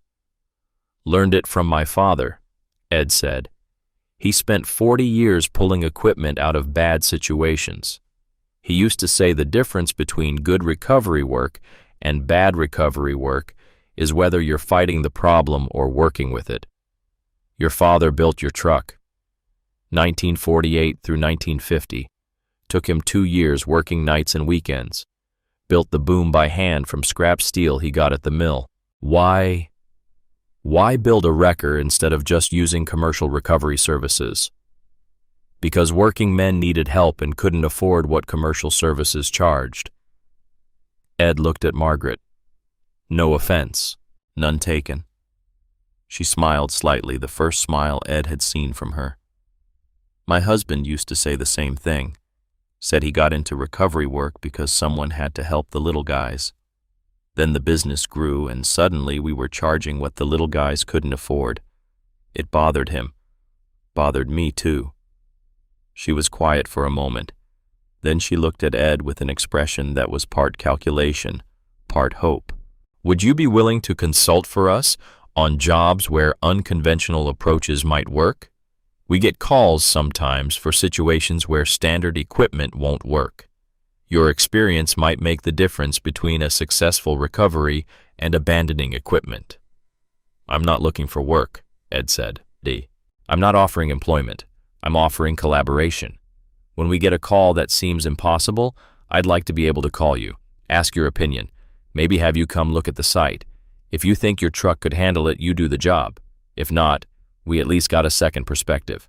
Ed studied her face, saw determination there, saw someone fighting to prove herself in a world that wanted her to fail, saw something of Stefan in her, that stubborn refusal to quit just because things were hard. "What would you pay?" Ed asked. "Whatever's fair. Market rate for consultation. If you do a recovery, we split the fee. 60-40, you getting the 60 since it's your equipment and expertise." "I don't need money," Ed said. "Got my pension from the mill. House paid off.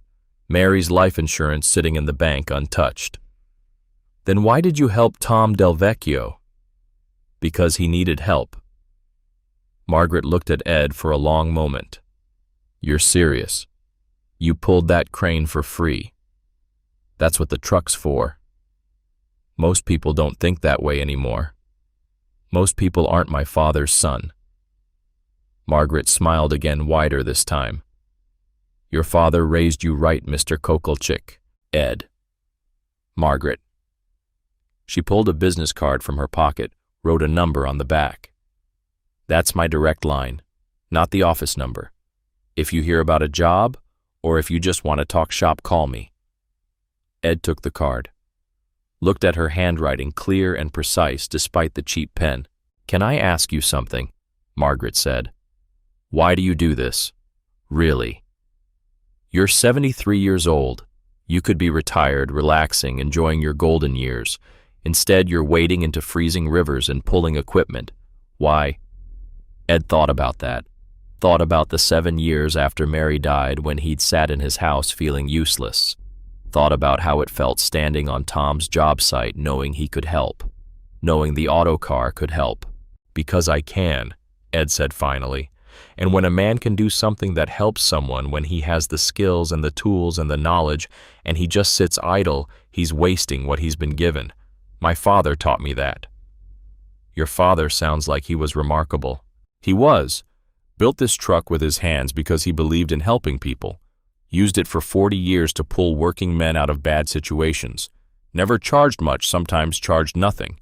He said if you had the ability to help, you had the responsibility to help. Margaret nodded slowly. William used to say something similar. Said the equipment didn't matter as much as what you did with it. Said a man with a tow truck and a good heart could do more for his community than a company with $1 million in equipment and no sense of service. They sat in comfortable silence for a moment, two people who understood that work wasn't just about money, that helping people mattered, that equipment was just tools, and what mattered was what you used them for. "Call me," Margaret said finally. "When you're ready, if you're ready. I think we could do good work together." Ed nodded, watched her leave, sat in the diner booth drinking his coffee, thinking about what she'd said. Collaboration, working together, using the autocar for more than just one job. It felt like possibility, like maybe the 7 years of sitting idle were over, like maybe Ed had more work ahead of him, like maybe 73 wasn't the end after all. Ed finished his coffee and drove home. Backed the autocar into its garage. But this time, instead of closing the doors and walking away, Ed spent an hour going over the truck, checking every system, lubricating cables, inspecting welds, making sure everything was ready for what he wasn't sure, but ready. The call from Tom Delvecchio came 4 days after the crane recovery. "Ed, it's Tom Delvecchio.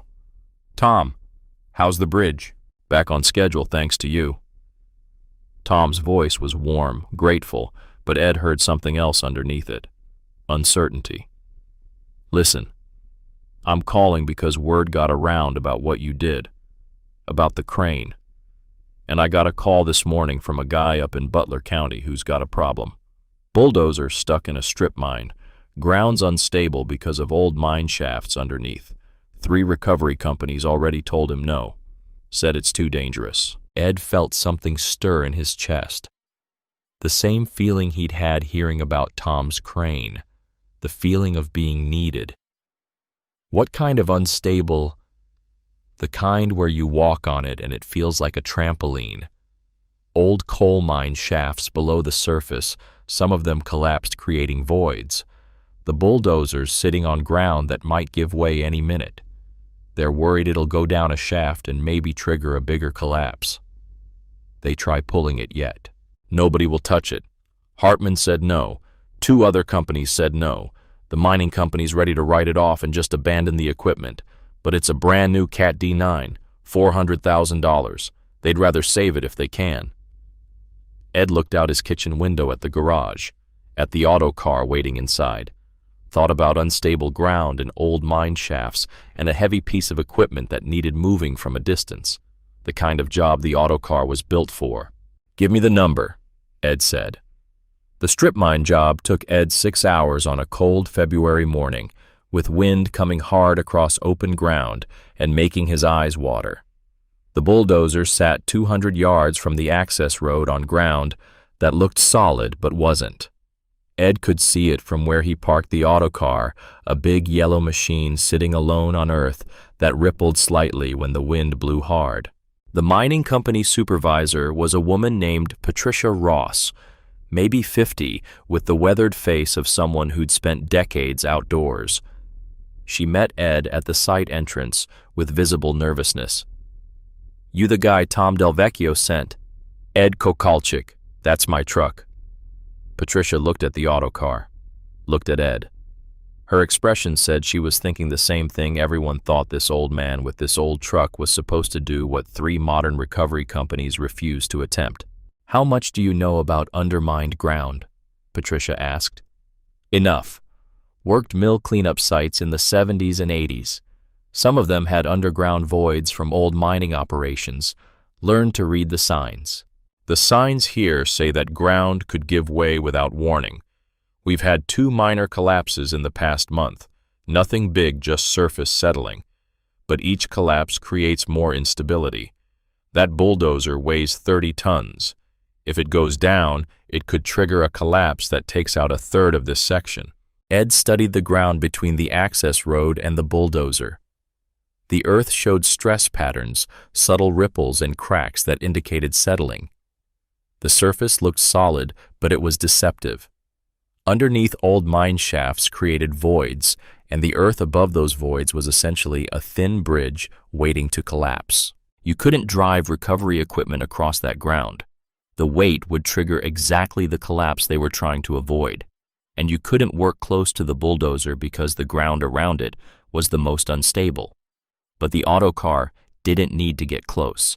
Ed positioned the truck 200 feet back from the bulldozer on ground that was solid bedrock exposed, where decades of mining had stripped away the topsoil. He spent 2 hours rigging an elaborate cable system using intermediate anchor points, rocks he'd had Patricia's crew drag into position heavy boulders that distributed weight across wider areas instead of concentrating it. The cable ran from the autocar through a series of snatch blocks, each block multiplying mechanical advantage, each one positioned carefully to avoid putting pressure on unstable ground. The final cable reached the bulldozer through a system Ed had rigged that let him control the pull angle without ever stepping onto questionable earth. Patricia watched from beside the autocar, her radio in hand, her face tight with worry. "If this triggers a collapse," she started. "Then we lose the bulldozer," Ed finished. "But we won't lose anyone. Everyone's clear of the area. If the ground goes, it goes. Equipment can be replaced. People can't. That's a $400,000 machine. It's also 30 tons sitting on ground that wants to fail. Sometimes you lose equipment. Rather lose equipment than make the situation worse by rushing." Ed started the pull at 10 in the morning, worked slowly, patiently, pulling 6 inches at a time, then stopping to let the ground settle to see if the stress would trigger a collapse. Each pull sent vibrations through the earth. Each pull risked being the one that broke the fragile bridge holding the bulldozer up. But each pull also moved the bulldozer 6 inches closer to safety. By noon, the bulldozer had moved 30 feet. By 2 in the afternoon, 60 feet. By 4 in the afternoon, as February daylight started to fade, the bulldozer reached ground solid enough that its own tracks could get traction. Ed disconnected the cable and watched the bulldozer drive itself the rest of the way to safety under its own power. Patricia tried to pay him $2,000. Ed took $300 for fuel and wear on equipment and left. "Why?" Patricia asked, genuinely confused. "You just saved us $400,000 and 6 months of environmental cleanup if that thing had gone down a shaft. You should charge real money for this." "Don't need money," Ed said. "Need to know I helped. That's payment enough." He drove home as sunset turned Pittsburgh's sky orange and pink, and when he pulled into his driveway, he realized he felt more alive than he had in 8 years. The cement truck through the ice happened in late February. The quarry pond had looked frozen solid. The driver had made that mistake, had driven his cement truck onto ice that seemed thick enough to support weight. It wasn't. The truck went through the ice 50 feet from shore, broke through into 8 feet of water, and started sinking. The driver got out, scrambled to safety, but the truck was going down, and the quarry owner was looking at a major environmental disaster if 8 cubic yards of concrete leaked into the water. Ed got the call from Tom, who'd gotten it from Margaret Hartman, who'd gotten it from the quarry owner in a panic. "Ice is too thin for standard recovery equipment," Margaret told Ed over the phone. "My crane would go right through. I'd normally say wait for spring thaw, but the truck's leaking fuel and concrete. Environmental Protection Agency is involved. They need it out now." "How thin is the ice?" 4 inches in most places. 6 inches at the thickest. Not enough to hold a recovery crane. Maybe enough to hold your truck if you distribute the weight somehow." "Can't drive on ice that thin," Ed said. "But I can work from shore if I can get cable out to the truck." "How do you get cable across 50 feet of thin ice?" "Very carefully." Ed drove to the quarry in a snowstorm, set up the autocar on solid ground at the shore where the ice met land. Then he spent an hour constructing a cable delivery system using ropes and bamboo poles he'd brought for exactly this kind of situation. The poles were 12 feet long, light, designed to distribute weight across wide areas.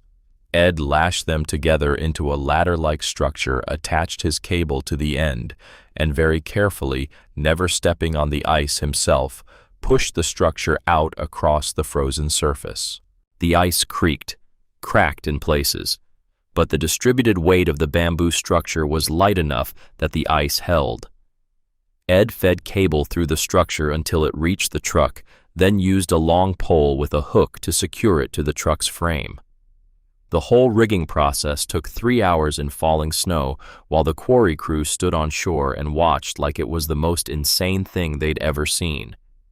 Then Ed got in the autocar and started pulling. The truck came out of the water, slowly dragging across ice that groaned and cracked but held. Came sliding toward shore, leaving a trail of water and broken ice. When it reached solid ground, Ed disconnected, coiled his cable, and drove away, while the quarry crew stood in falling snow and stared. This time, when they tried to pay him, Ed took nothing at all. "Why?" the quarry owner asked, holding out $500 that Ed wouldn't take. "This is your job. You should be paid." "Don't need the money," Ed said. "You look like you need it more than I do."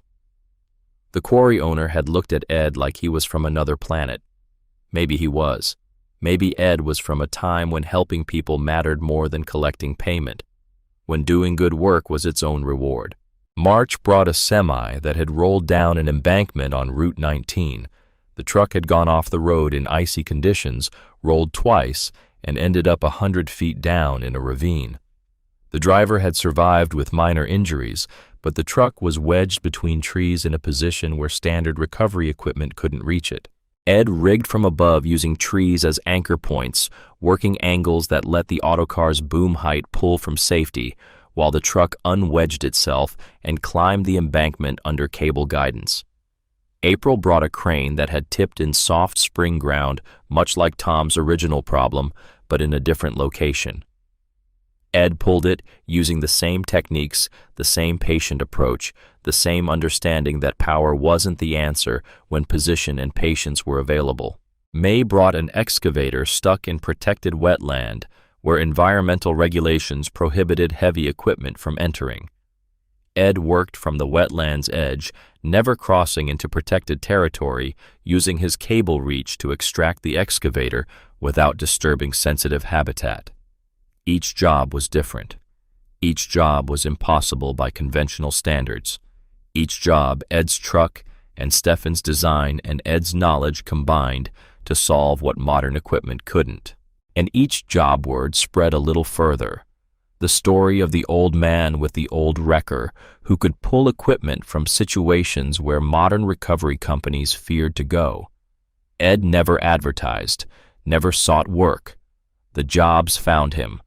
Through word of mouth, through contractors calling each other, through the network of construction and recovery people who all knew each other and all shared stories about the last resort wrecker. The truck you called when everything else had failed. Ed charged almost nothing, sometimes a few $100s for fuel and wear on equipment, often nothing at all. The money didn't matter to him. The pension from 42 years at Jones and Laughlin Steel was enough. The house was paid off. Mary's life insurance sat in the bank untouched because Ed had never needed it. What mattered was the work, the feeling of being useful, the knowledge that Stefan's truck was still doing what Stefan had built it to do. Margaret Hartman called after the excavator job in May. "Ed, you need to charge real money for your work. What you're doing is worth thousands per job. You're leaving money on the table."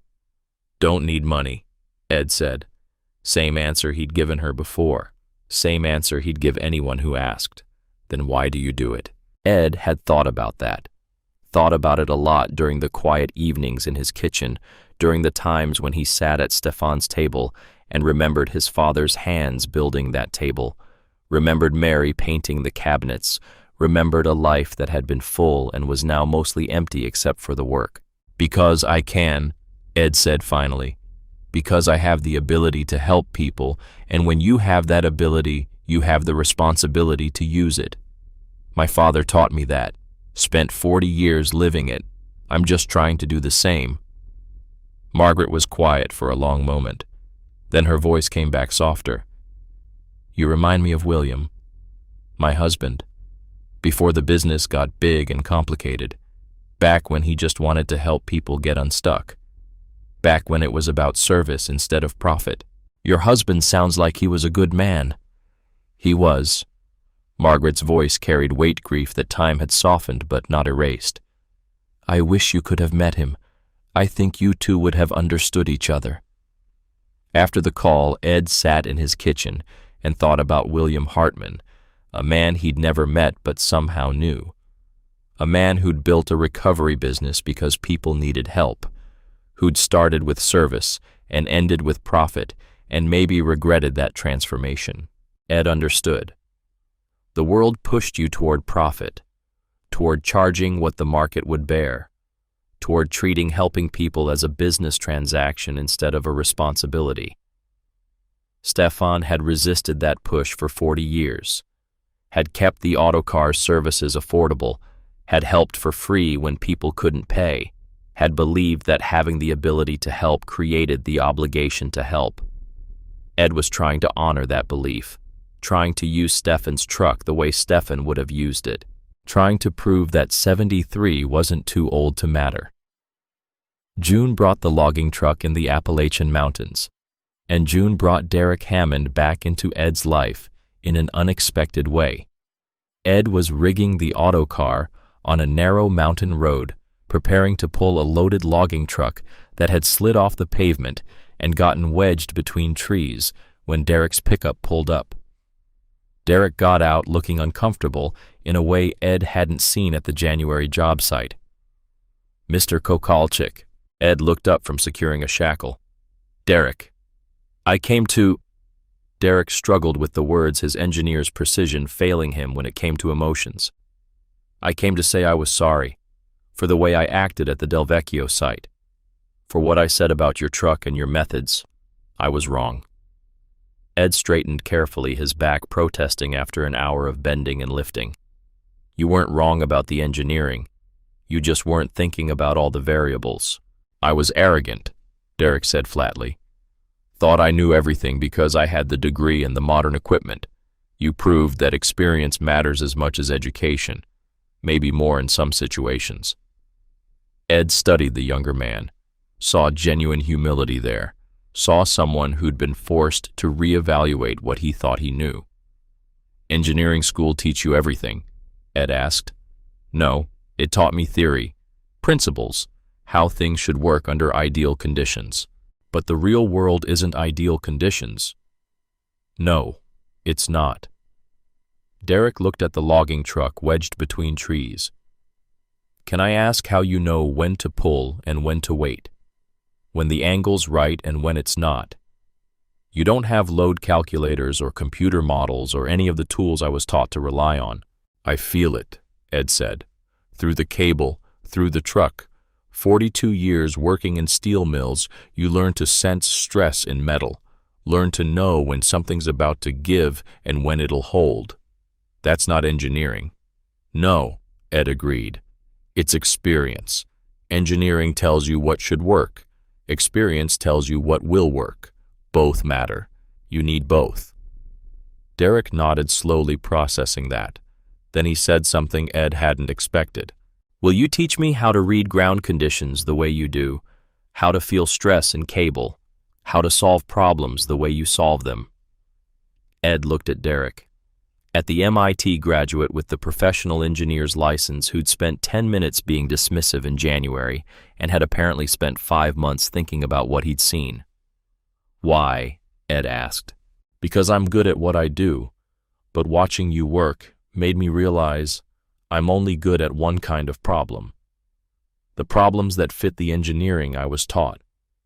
You handle problems that don't fit any model I've seen. I want to be better than I am, and I think you can teach me how." Ed studied Derek's face, saw sincerity there, saw someone genuinely trying to improve, willing to admit he didn't know everything, humble enough to ask for help. "All right," Ed said. You can help me with this logging truck. I'll explain what I'm doing and why. But you have to listen, not argue. Can you do that? Yes, sir.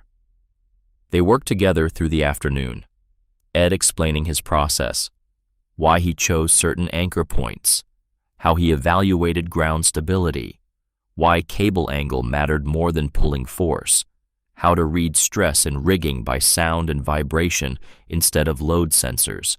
Derek listened, asked questions, took notes in a small notebook he'd brought, treated Ed's knowledge with the same respect he'd give a textbook, learning that experience and wisdom couldn't be downloaded or studied, only earned through years of doing the work.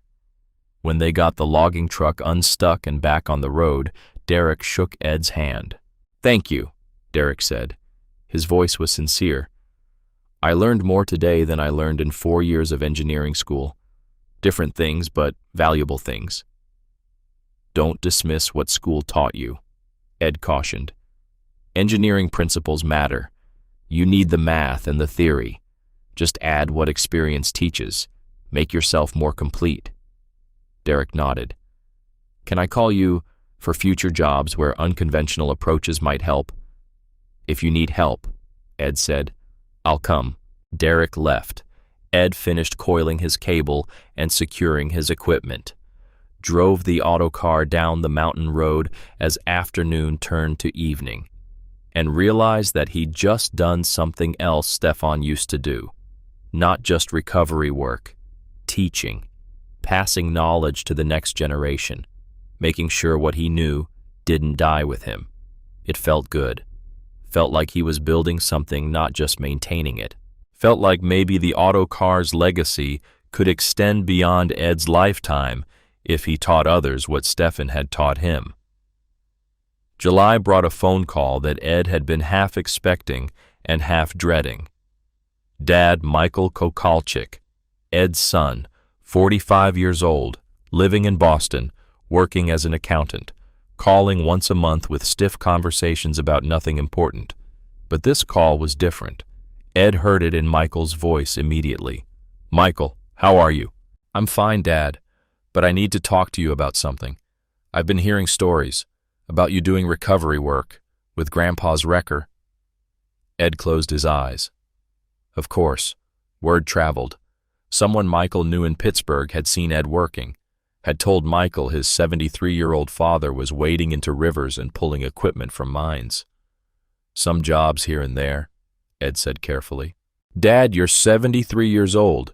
You should be retired, relaxing, taking it easy, not risking your life pulling equipment." "I am retired. This isn't work. It's helping people." "It's dangerous." Michael's voice rose slightly, stress breaking through his usual control. "What if you get hurt? What if something happens? You're up there alone with no one to help if things go wrong. What if?" The phrase that had defined their relationship since Mary died. What if you have a heart attack? What if you fall? What if you need help and there's no one there? Michael had been living with what if for 13 years, ever since he'd gotten the call that his mother was dying and had driven 5 hours from Boston only to arrive 30 minutes after Mary took her last breath. 30 minutes too late to say goodbye. Ed understood his son's fear, but understanding it didn't make it easier to address. "I'm careful," Ed said. "Being careful isn't enough. Dad, you could have a heart attack. You could fall. That equipment is 50 years old and you're operating it alone. Please, I'm begging you, sell the wrecker. Take the money. Move into a retirement community where there are people around, where you're safe." "I don't want a retirement community, and I'm not selling the autocar." "Why not, Dad? It's just a truck." "It's not just a truck." Ed heard his own voice harden. "It's your grandfather's work. It's what he built with his hands. It's his legacy. When I sell it, I'm selling the last piece of him that still does what it was made to do." Silence on the line. "Michael," Ed said softer now. "I know you worry. I know you're scared something will happen to me the way something happened to your mom. But I need you to understand something. For 7 years after your mother died, I sat in this house doing nothing, felt useless, felt like I was just waiting to die. Then I pulled that crane out of the river, and for the first time in 7 years, I felt like I mattered, like I could still do something that helped people, but at what cost? Your safety, your life. I'm not going to live forever. You know that. I know that. But while I'm here, while I'm able, I want to be useful. The autocar lets me be useful. And when I can't do it anymore, I'll stop. But not yet. More silence. Then Michael's voice quieter. You sound like Grandpa. I'll take that as a compliment. Michael sighed, long and defeated. Just promise me you'll be careful. Please. I promise.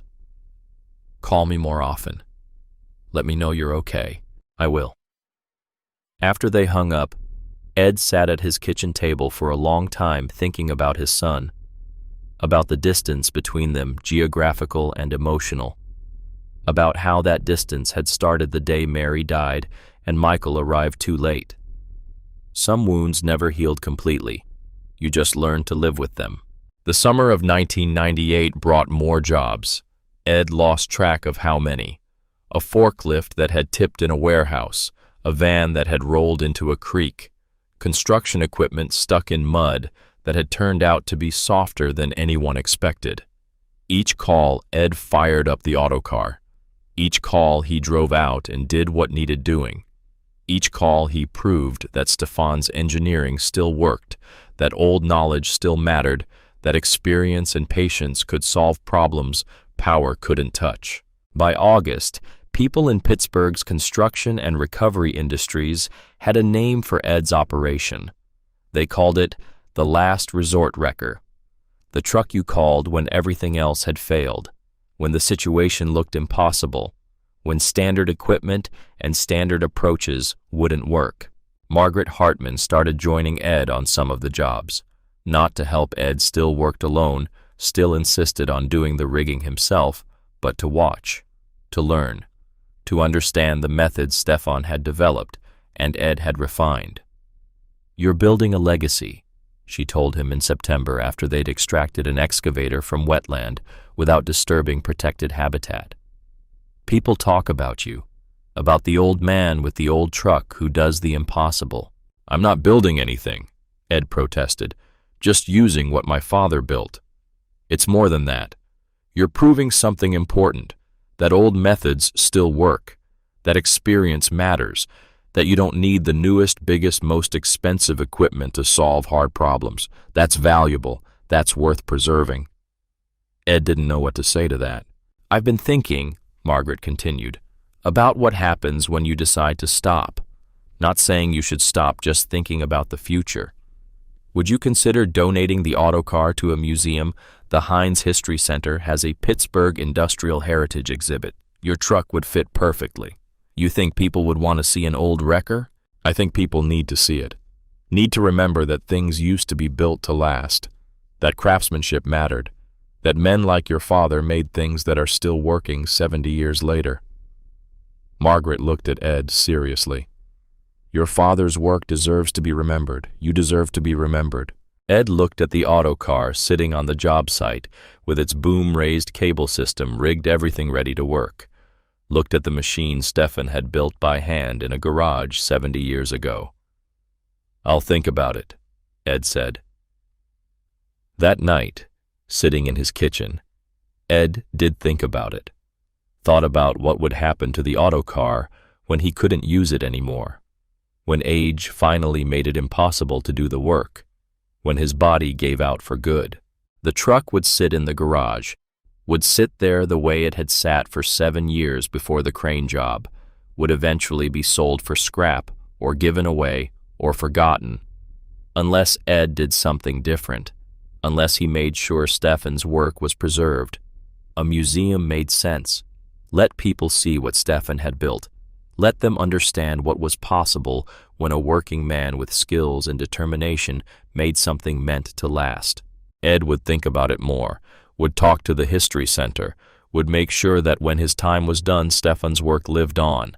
But not yet. Not while Ed could still drive the truck, still rig the cables, still do the work. Not while he was still useful. The call from Tom Delvecchio came on a Tuesday morning in November, 10 months after Ed had pulled Tom's first crane from the river. "Ed, I need help." Tom's voice was tight, stressed.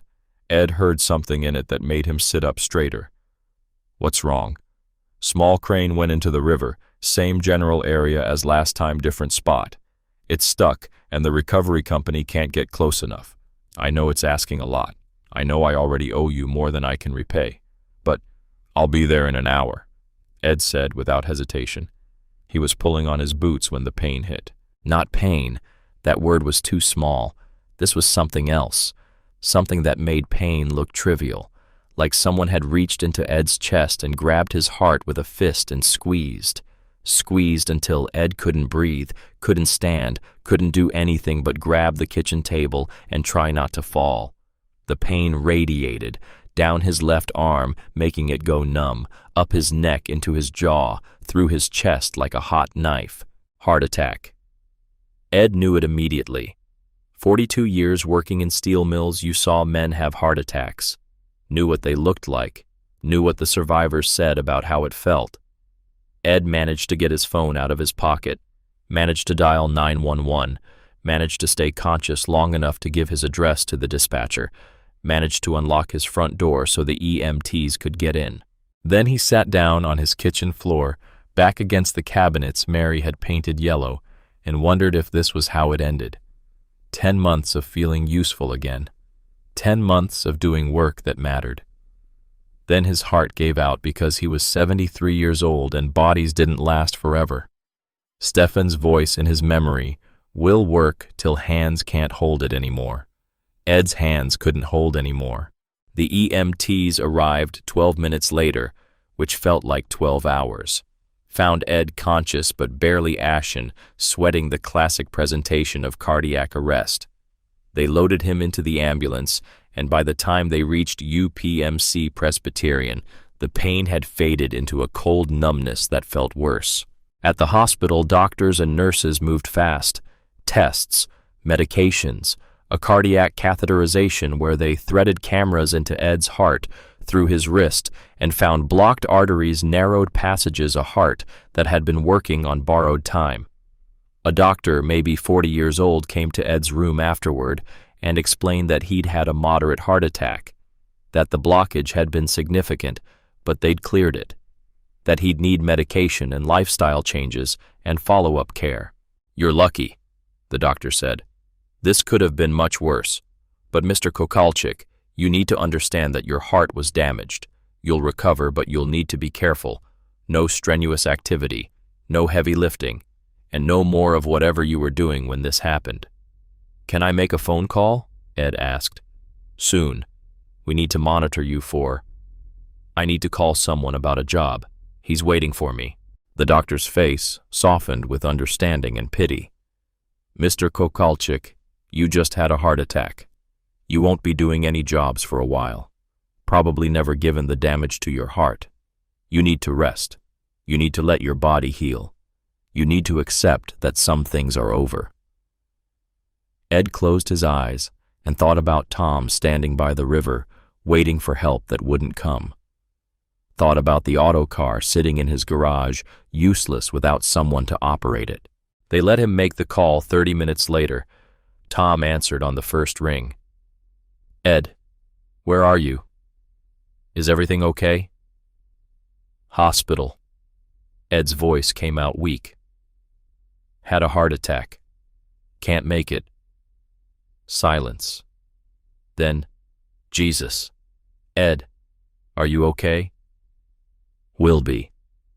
But I can't help you. Not this time." "Ed, forget the crane. I'll figure something out. You focus on getting better. Call Margaret Hartman at Hartman Recovery. Tell her I sent you. She knows the techniques. She can help.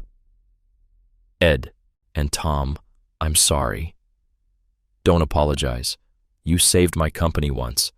That's more than anyone could ask. Just get better. Ed hung up and lay back in the hospital bed, staring at the acoustic tile ceiling, feeling like he'd failed someone who trusted him. Feeling like maybe the doctor was right. Maybe some things were over. Maybe 73 was too old after all. Michael arrived the next morning looking exhausted and terrified. Must have driven through the night from Boston.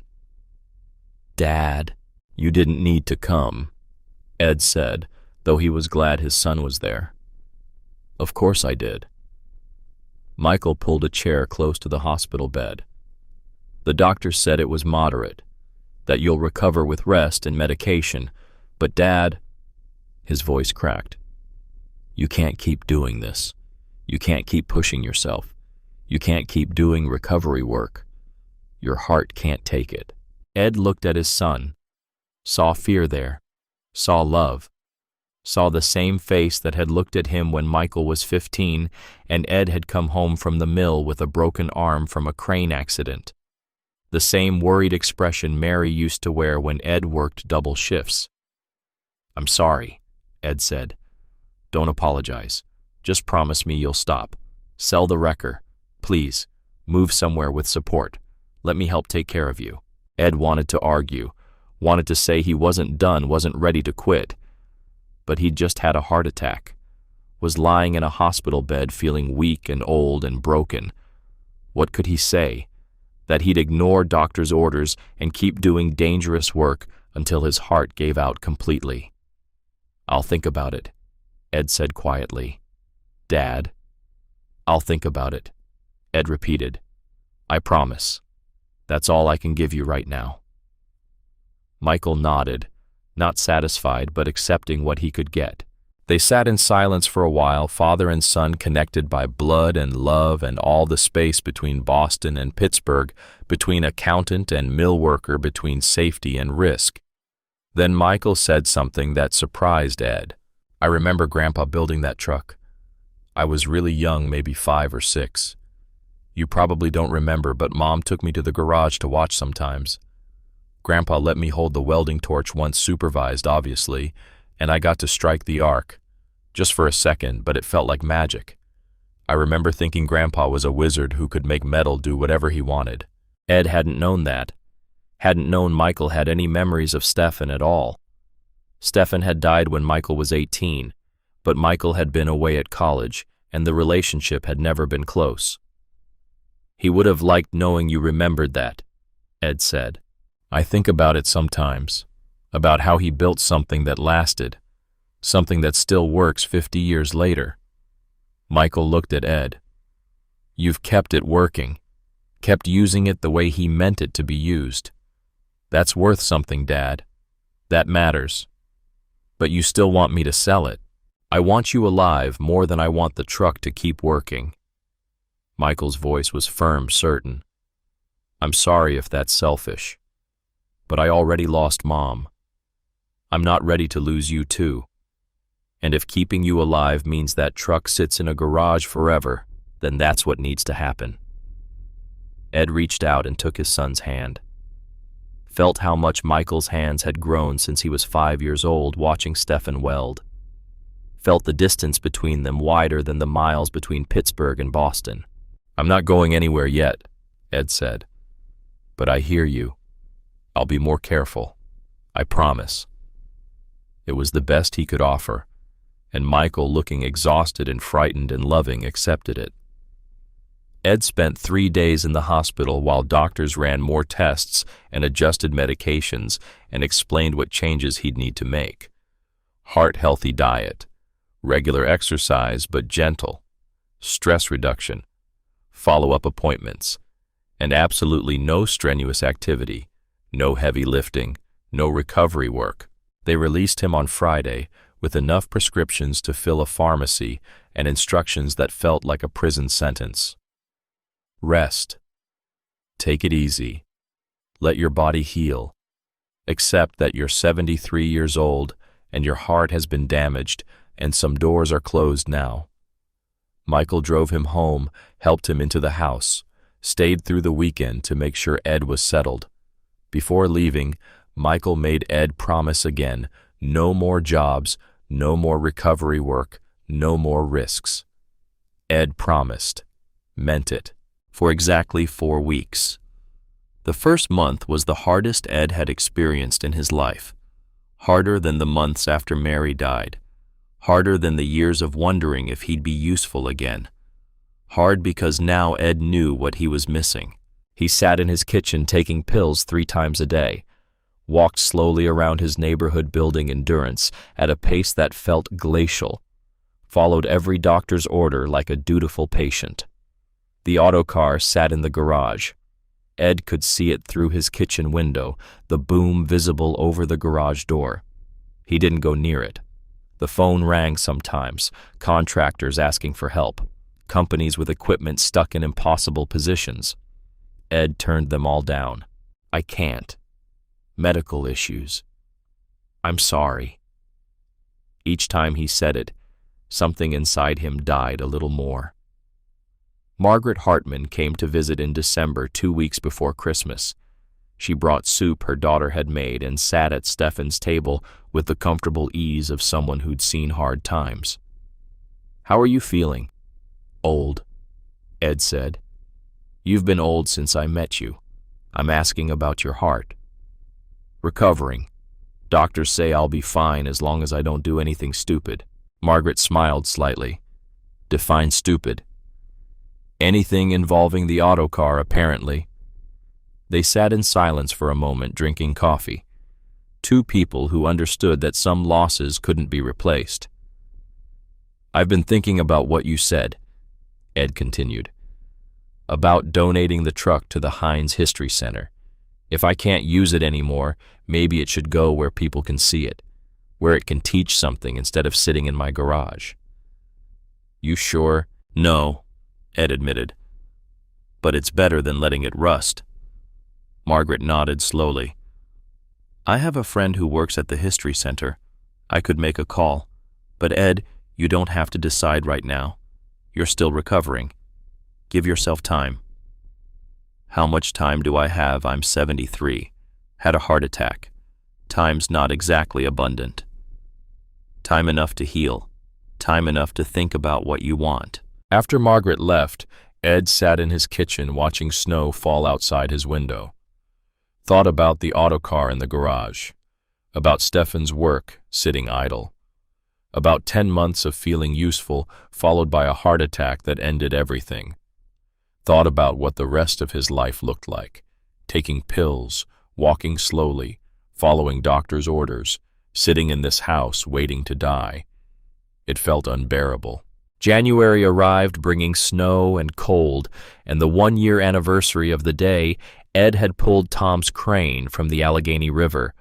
1 year since Ed had felt truly alive. The phone rang. Tom Del Vecchio. Ed, how are you feeling? Better. Doctors say I'm recovering well. Good. That's good. A pause. Listen, I'm calling because something happened. Small crane went into the river again. Different spot, different circumstances, but stuck just the same. And Ed, Tom's voice became uncertain. I know you can't do it. I know the doctor said no heavy work. But I thought maybe you could tell Margaret's crew how to approach it. You wouldn't have to do the work.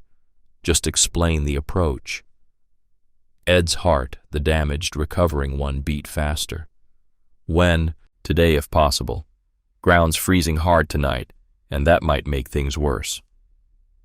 Ed looked out the window at the garage, at the autocar sitting in shadows, at Stefan's work waiting. Doctors said no strenuous activity. Doctors said his heart needed rest. Doctors said one more heart attack might kill him, but Tom's crane was in the river, and Ed knew how to get it out. I'll be there in an hour, Ed said. Ed, I don't want you to risk. I won't pull it, Ed interrupted. But I can supervise. Tell your crew how to rig it. That's not strenuous. That's just talking. Which was a lie, and both of them knew it. But Tom said, "Thank you," and gave him the address, and Ed hung up and walked to his closet to find his work boots. One more time, just once more, to help Tom, to prove the autocar still worked, to feel useful one more time before age and damaged hearts made it impossible. Ed drove to the river, knowing he was breaking his promise to Michael, breaking doctor's orders, risking the heart attack that might kill him. But he drove anyway, because Stefan's voice was in his head saying, "We'll work, till hands can't hold it anymore." And Ed's hands could still hold, just barely, but enough. Ed arrived at the river to find Margaret and her crew already there, a small crane submerged in water that looked even colder than it had been a year ago. Different spot, different crane, but fundamentally the same problem. Margaret took one look at Ed and said, "You shouldn't be here." "I'm not doing the work," Ed said, "just advising." "Ed, you had a heart attack 2 months ago. Being here in the cold with the stress, this isn't what your doctors meant by taking it easy." "Margaret, that crane's in the river. Tom called me, and I know how to get it out.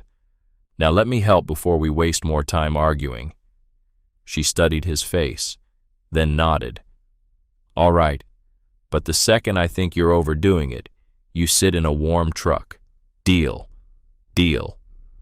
For the next 2 hours, Ed directed the recovery operation, told Derek where to position equipment, explained rigging approaches, described angles and mechanical advantages and how to work with the current instead of fighting it, stood back and let younger men do the physical work while he supervised and guided and shared everything Stefan had taught him.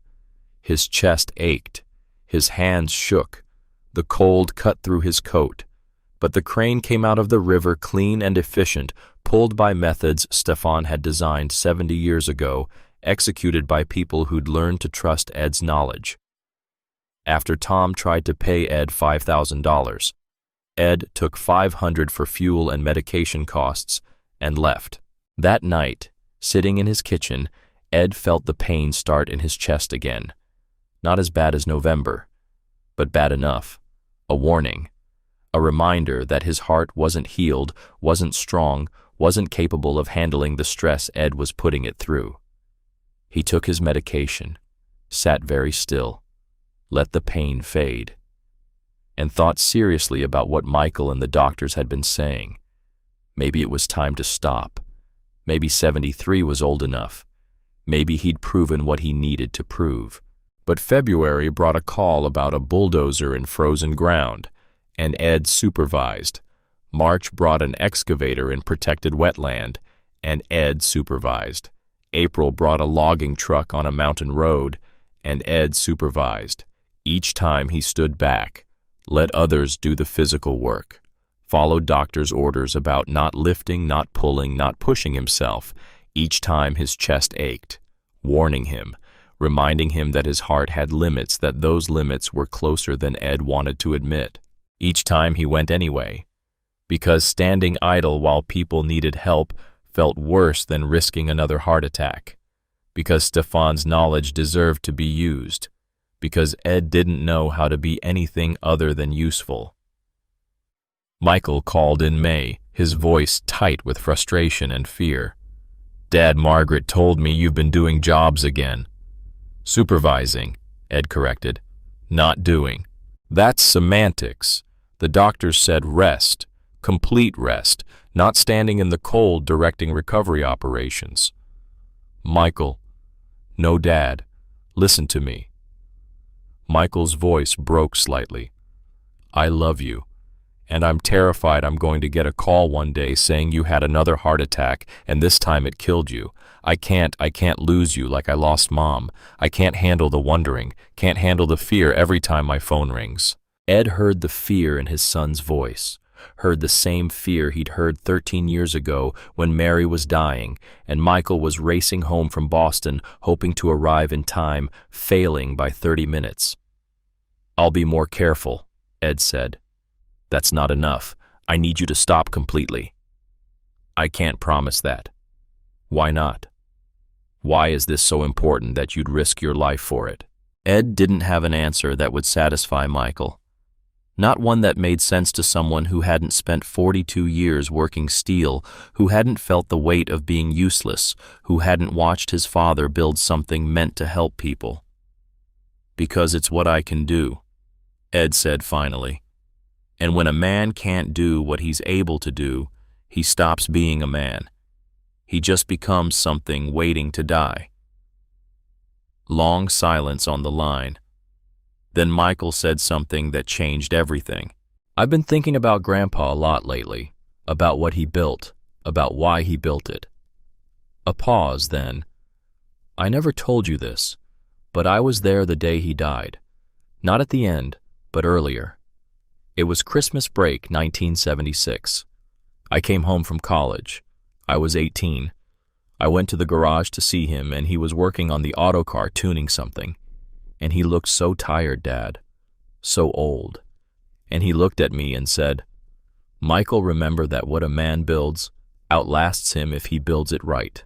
Ed's throat tightened. He hadn't known Michael had seen Stefan that Christmas, hadn't known they'd talked. "He died 3 weeks later," Michael continued, "and I remember thinking he knew. He knew he didn't have much time left, and he was making sure the truck would keep working after he was gone." A shaky breath. "I think that's what scared me about you. Watching you use that truck the same way Grandpa did, knowing that one day it's going to outlast you too. And I'm not ready for that." "Michael.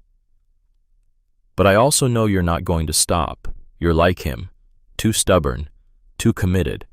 So I'm asking if you're going to keep doing this, at least let me help. Let me come visit. Let me see what you're doing. Let me understand why it matters so much to you." Ed felt something break open in his chest that had nothing to do with his damaged heart. "You'd want to do that?" "Yeah, Dad, I would." Michael came to Pittsburgh in June, spent a long weekend at Ed's house, and for the first time in years, father and son really connected. They went to the garage together on Saturday morning. Ed unlocked the door, swung it open, and let sunlight fall on the autocar. Michael stood looking at it for a long time. Then he walked around it slowly the way Ed always did, checking welds and frame rails, and the boom that rose 24 feet into the air. "It's beautiful," Michael said quietly, "in a weird industrial kind of way, like functional art. Your grandfather would have liked hearing that. Tell me about it, about how he built it." So Ed did. Spent an hour explaining Stefan's design philosophy, how the boom worked, how mechanical advantage through blocks multiplied force, how the height let them work from safety, how every weld and every bolt had a purpose.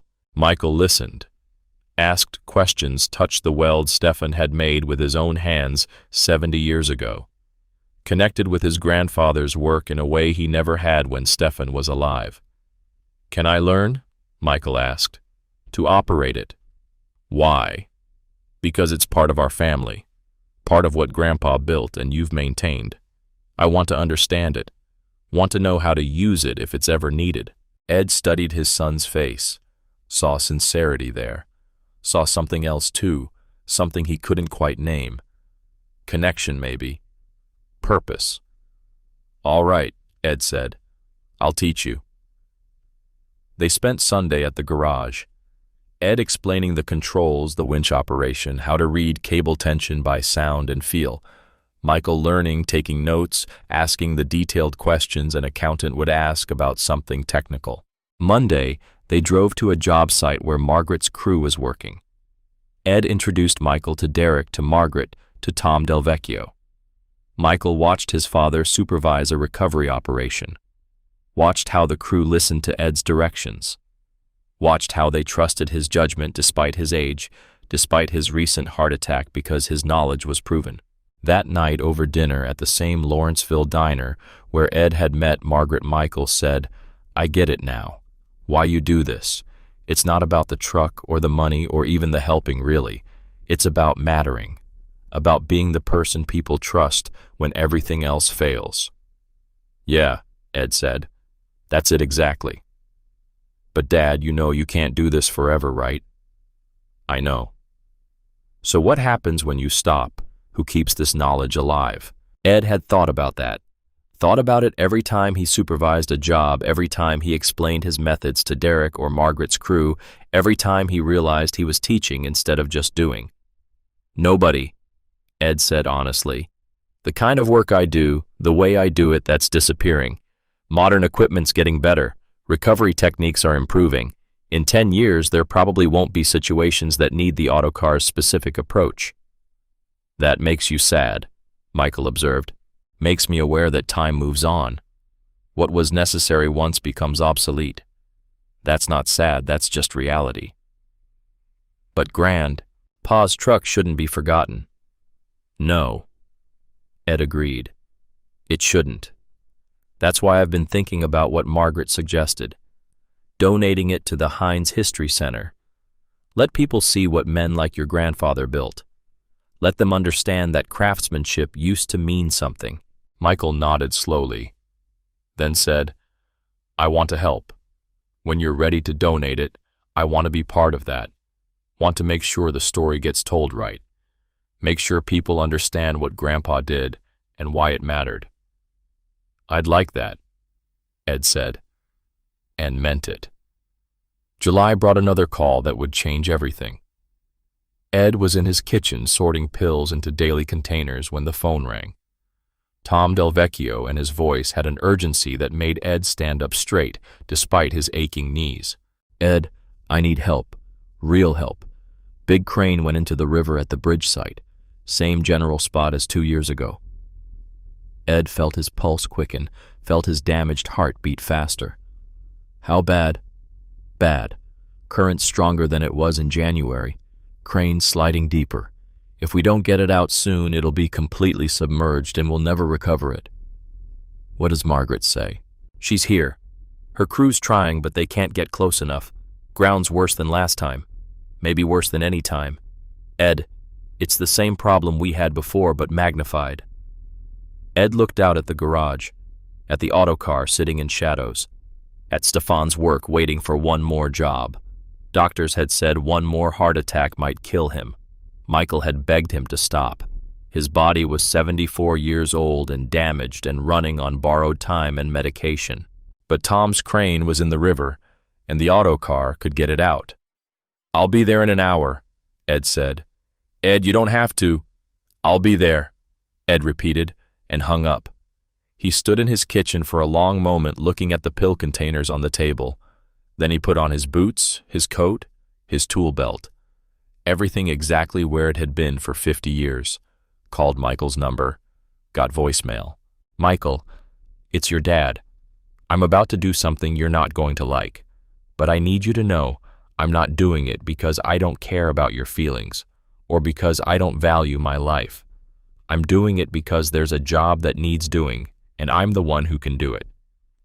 If something happens, his voice caught, then steadied. If something happens, know that I love you. Know that I'm proud of the man you became. Know that I kept your grandfather's promise. The truck did its job. Tell that story. Make sure people understand what it meant. He hung up, went to the garage, fired up the autocar, and drove toward the river one last time. The scene at the bridge site was chaos. Margaret's crew had 2 recovery cranes positioned, but couldn't get close enough to the water. The ground was even softer than 2 years ago. Spring floods had undermined the bank. The crane in the river was sliding slowly but visibly deeper into current that looked stronger and angrier than Ed remembered. Ed pulled up in the autocar, and Margaret ran over her face a mixture of relief and worry. Ed, no. You can't do this. Your heart... My heart's my problem. Ed said, climbing down from the cab carefully. That crane's yours. Let me help. Ed, if you have another heart attack out here, then I have another heart attack. Margaret, we both know I'm the only one here who can rig this pull safely. We both know the autocar's the only equipment light enough to anchor on solid ground far enough back. And we both know if we waste time arguing that crane's going to sink too deep to save. She stared at him, saw the determination in his face, made a decision. Tell me what you need. Ed spent 30 minutes surveying the site, his chest already aching from the stress and the cold. The ground was worse than he'd ever seen it. The river was angrier. The crane was bigger. Everything about this job was harder than anything Ed had done before. But the principles were the same. The geometry was the same. Stefan's design would work if Ed could hold himself together long enough to make it work. He explained to Derek and Margaret's crew how to position the snatch blocks, where to anchor, what angles to pull from. Then he climbed back into the autocar and positioned it exactly where he needed it, 100 feet back from the water on ground that was firm but barely. The crew rigged the cables following his directions. Ed supervised every connection, every knot, every anchor point. Checked them twice because this was it. This was the job that would either prove Stefan's design one final time or prove that Ed had waited too long, pushed too hard. Margaret appeared at his window. "When you start pulling, if anything looks wrong, you tell me immediately. And Ed, if anything feels wrong, if your chest hurts, if you feel dizzy, you stop. Promise me." "I'll be careful," Ed said, which was a lie, and they both knew it. Ed started the winch. The cable went taut with that familiar sound gears meshing power transferring through mechanical advantage that Stefan had designed 70 years ago. The crane shifted in the water. Ed worked the way he always had. Patient, methodical, pull, hold, reposition. But his chest was hurting now, not the gentle ache of exertion, but something sharper, more urgent. He ignored it. 20 minutes in, the boom broke free from mud. The crane lurched forward. 30 minutes in, Ed's chest felt like someone was driving nails through it. His vision blurred at the edges. His hands shook on the controls. He kept pulling. 40 minutes in, the crane was on dry land, and Ed knew with absolute certainty that he was dying. He shut down the winch, set the brake, tried to climb out of the cab, made it halfway down before his legs gave out completely. He fell, caught himself on the autocar's frame. The pain in his chest became something beyond pain, became a force that stopped time and breath and thought. Ed slid to the ground, one hand still gripping the frame Stefan had built, and heard voices shouting around him.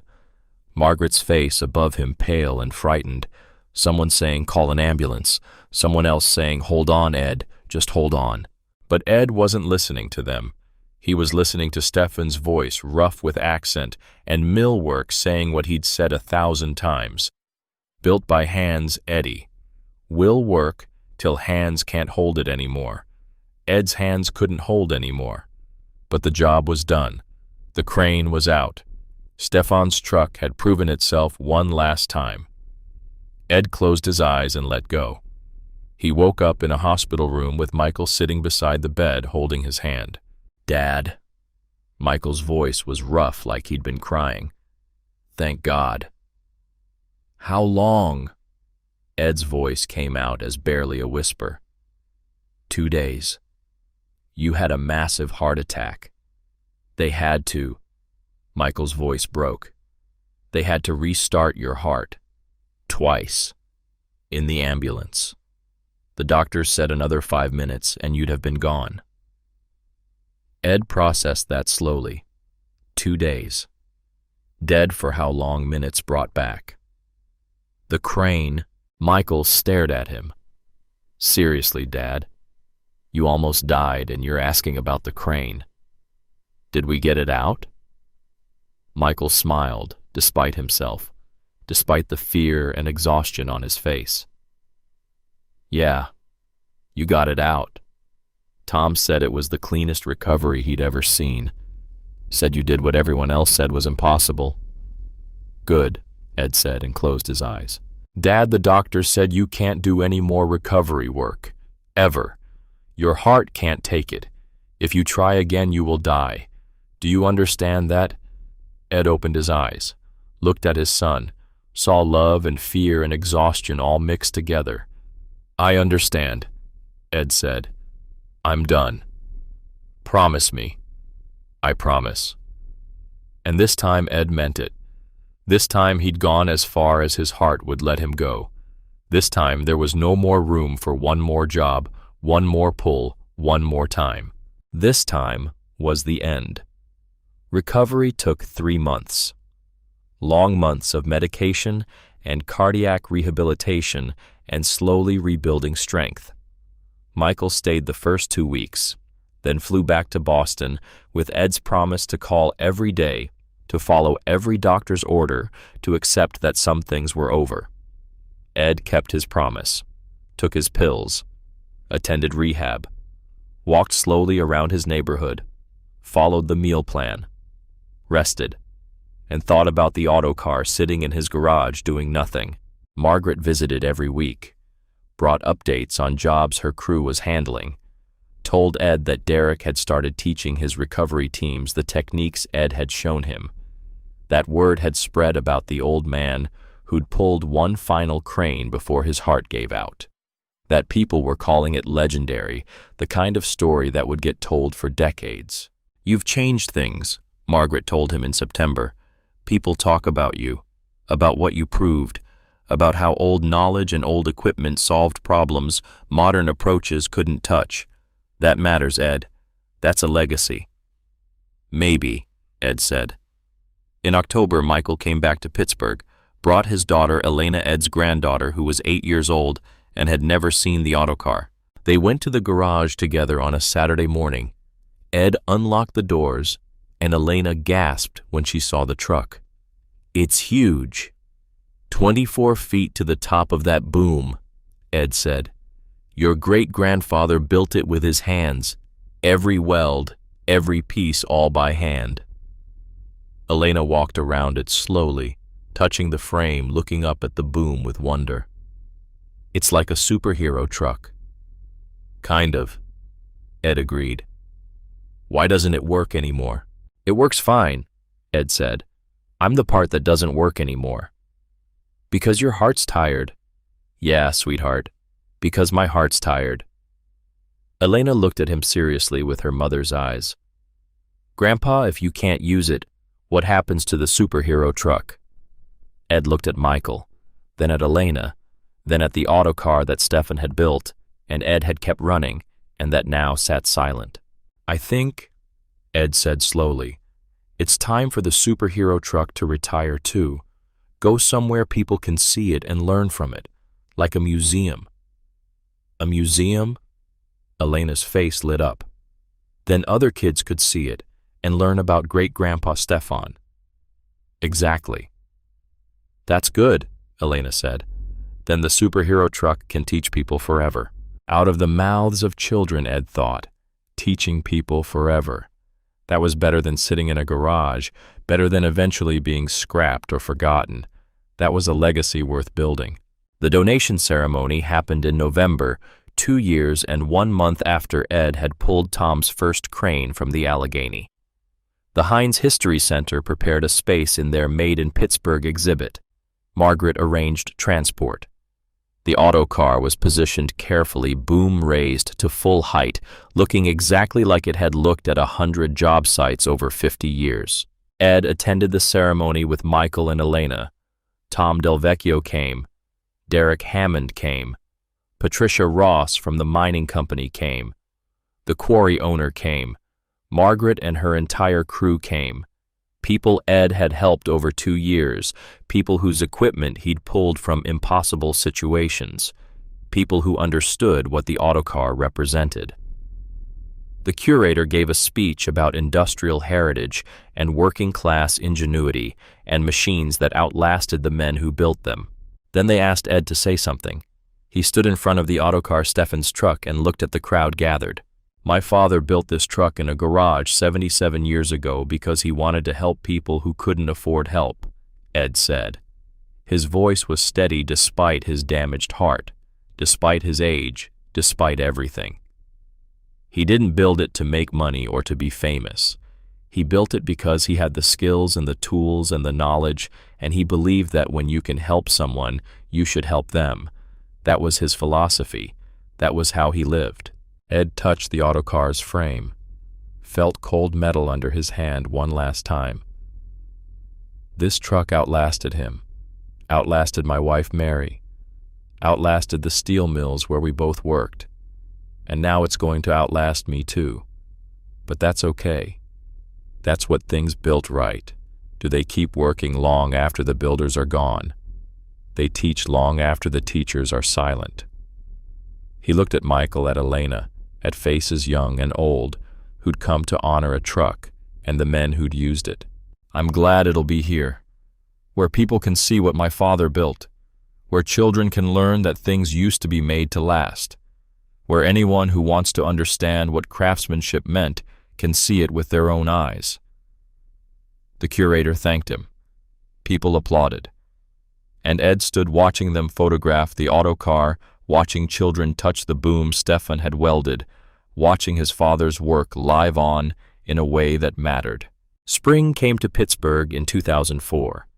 Ed was 79 now, his heart damaged beyond full repair, but still beating, his body worn, but still moving.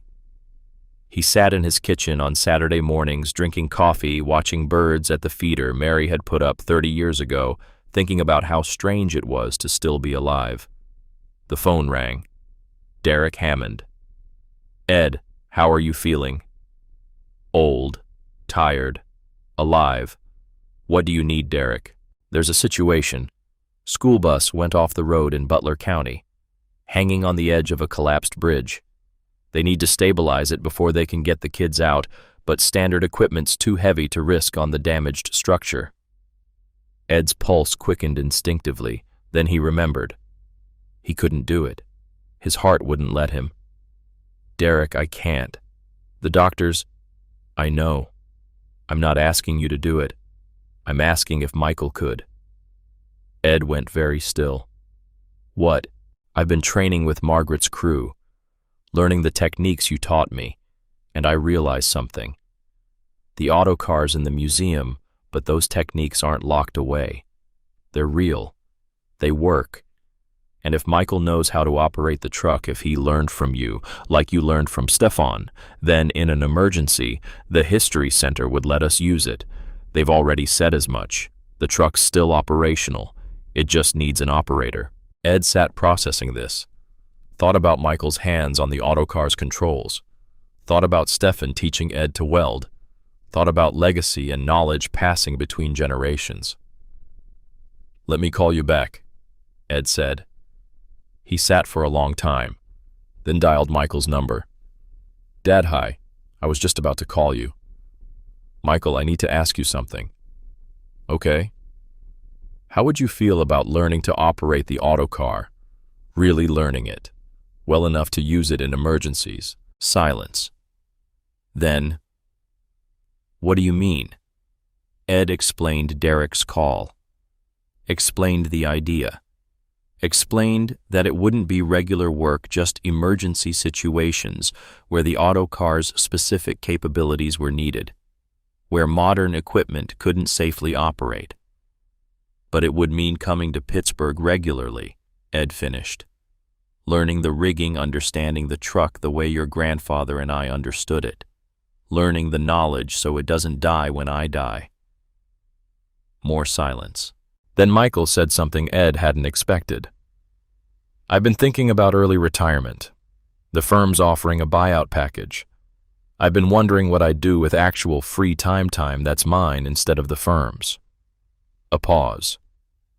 This might be my answer, Dad. Learning what Grandpa and you knew. Keeping that knowledge alive. Yeah, I'd like that. Michael came to Pittsburgh in April. For 2 months, Ed taught his son everything Stefan had taught him. How to read ground conditions, how to rig cable systems for maximum mechanical advantage, how to feel tension in steel by sound and vibration instead of load sensors, how to work with weight instead of fighting it. They sat in Ed's kitchen drawing diagrams, drove to the History Center and studied the autocar with the curator's blessing. Talked for hours about angles and leverage and the physics of recovery work that couldn't be reduced to equations. In June, Derek called with a small job. Nothing dangerous, just a car stuck in a position where standard towing wouldn't work safely. The History Center released the autocar for the day. Michael, supervised by Ed and Derek, rigged the pull, operated the winch, recovered the car cleanly. When it was done, Michael stood next to the autocar hands, shaking slightly, and said, "Now I understand why you did this, why Grandpa built this. It's not about the equipment or the technique. It's about knowing you can solve problems other people can't, about mattering." "That's exactly it," Ed said. Ed Kokalchik died in his sleep on November 14, 2004, 3 weeks after his 79th birthday. His heart damaged by 2 heart attacks, and 42 years of mill work and 79 years of living simply stopped. Michael found him the next morning peaceful in his bed, the way Mary had looked when the cancer took her. The funeral was at the same Polish church where Ed and Mary had married. 200 people came. Steel workers who remembered Stefan, contractors Ed had helped, people whose equipment he'd pulled from impossible situations. Margaret Hartman, Derek Hammond, Tom Delvecchio. The autocar, by special permission from the Heinz History Center, was driven to the funeral by Michael. It sat in the parking lot during the service boom raised to the sky, a monument to 3 generations of men who'd believed in building things that lasted. At the reception, Derek approached Michael. "Your father changed my life, made me better at what I do. I'm sorry for your loss." "Thank you," Michael said. Tom came over. "Your father saved my company, maybe saved my marriage. I wouldn't have the life I have without him." Margaret hugged Michael. "Your father was one of the finest people I ever knew, and your grandfather must have been remarkable to raise a man like that." "They both were," Michael said. Michael. The autocar returned to the History Center. A new placard was installed. "In emergency situations where this equipment's unique capabilities are required, it remains operational through the Kokalchik family." In 2005, Michael got a call. School bus on collapsed bridge. The situation Derek had described a year earlier. Michael, with Derek supervising, brought the autocar out, rigged the stabilization exactly as Ed had taught him, held the bus steady while firefighters extracted 12 children safely. When it was over, Michael stood next to the autocar and felt his father's presence like a physical thing. "We're keeping the promise, Dad," he said quietly. "The truck's still doing its job." Years later, when Michael was teaching his grandson about recovery work and problem solving, the boy asked why it mattered. Michael looked at the autocar in the museum, still strong 70 years after Stefan built it. "Because knowing how to solve hard problems with simple tools makes you better at solving any problem. And because your great-great-grandfather built something that outlasted him, and your great-grandfather kept it working, and now it's our job to make sure what they knew doesn't disappear." What did they know? That machines don't make legacies. People do. Machines just carry them forward. The boy thought about that, then touched the autocar's frame respectfully. "Can I learn?" "Yeah," Michael said. "You can learn." The autocar DC-100 still sits in the Heinz History Center today, fully operational, ready for emergencies, a monument not to machines, but to the men who built them and used them and taught others how to use them. A monument to the promise that helping people matters more than profit, that knowledge passed between generations never truly dies, that things built right outlast the builders. Stefan Kokalchik's work did exactly what he built it to do. It helped people. It lasted. And 77 years later, it still teaches the lesson that craftsmanship and service and stubborn determination to do good work can change lives and create legacies that never end.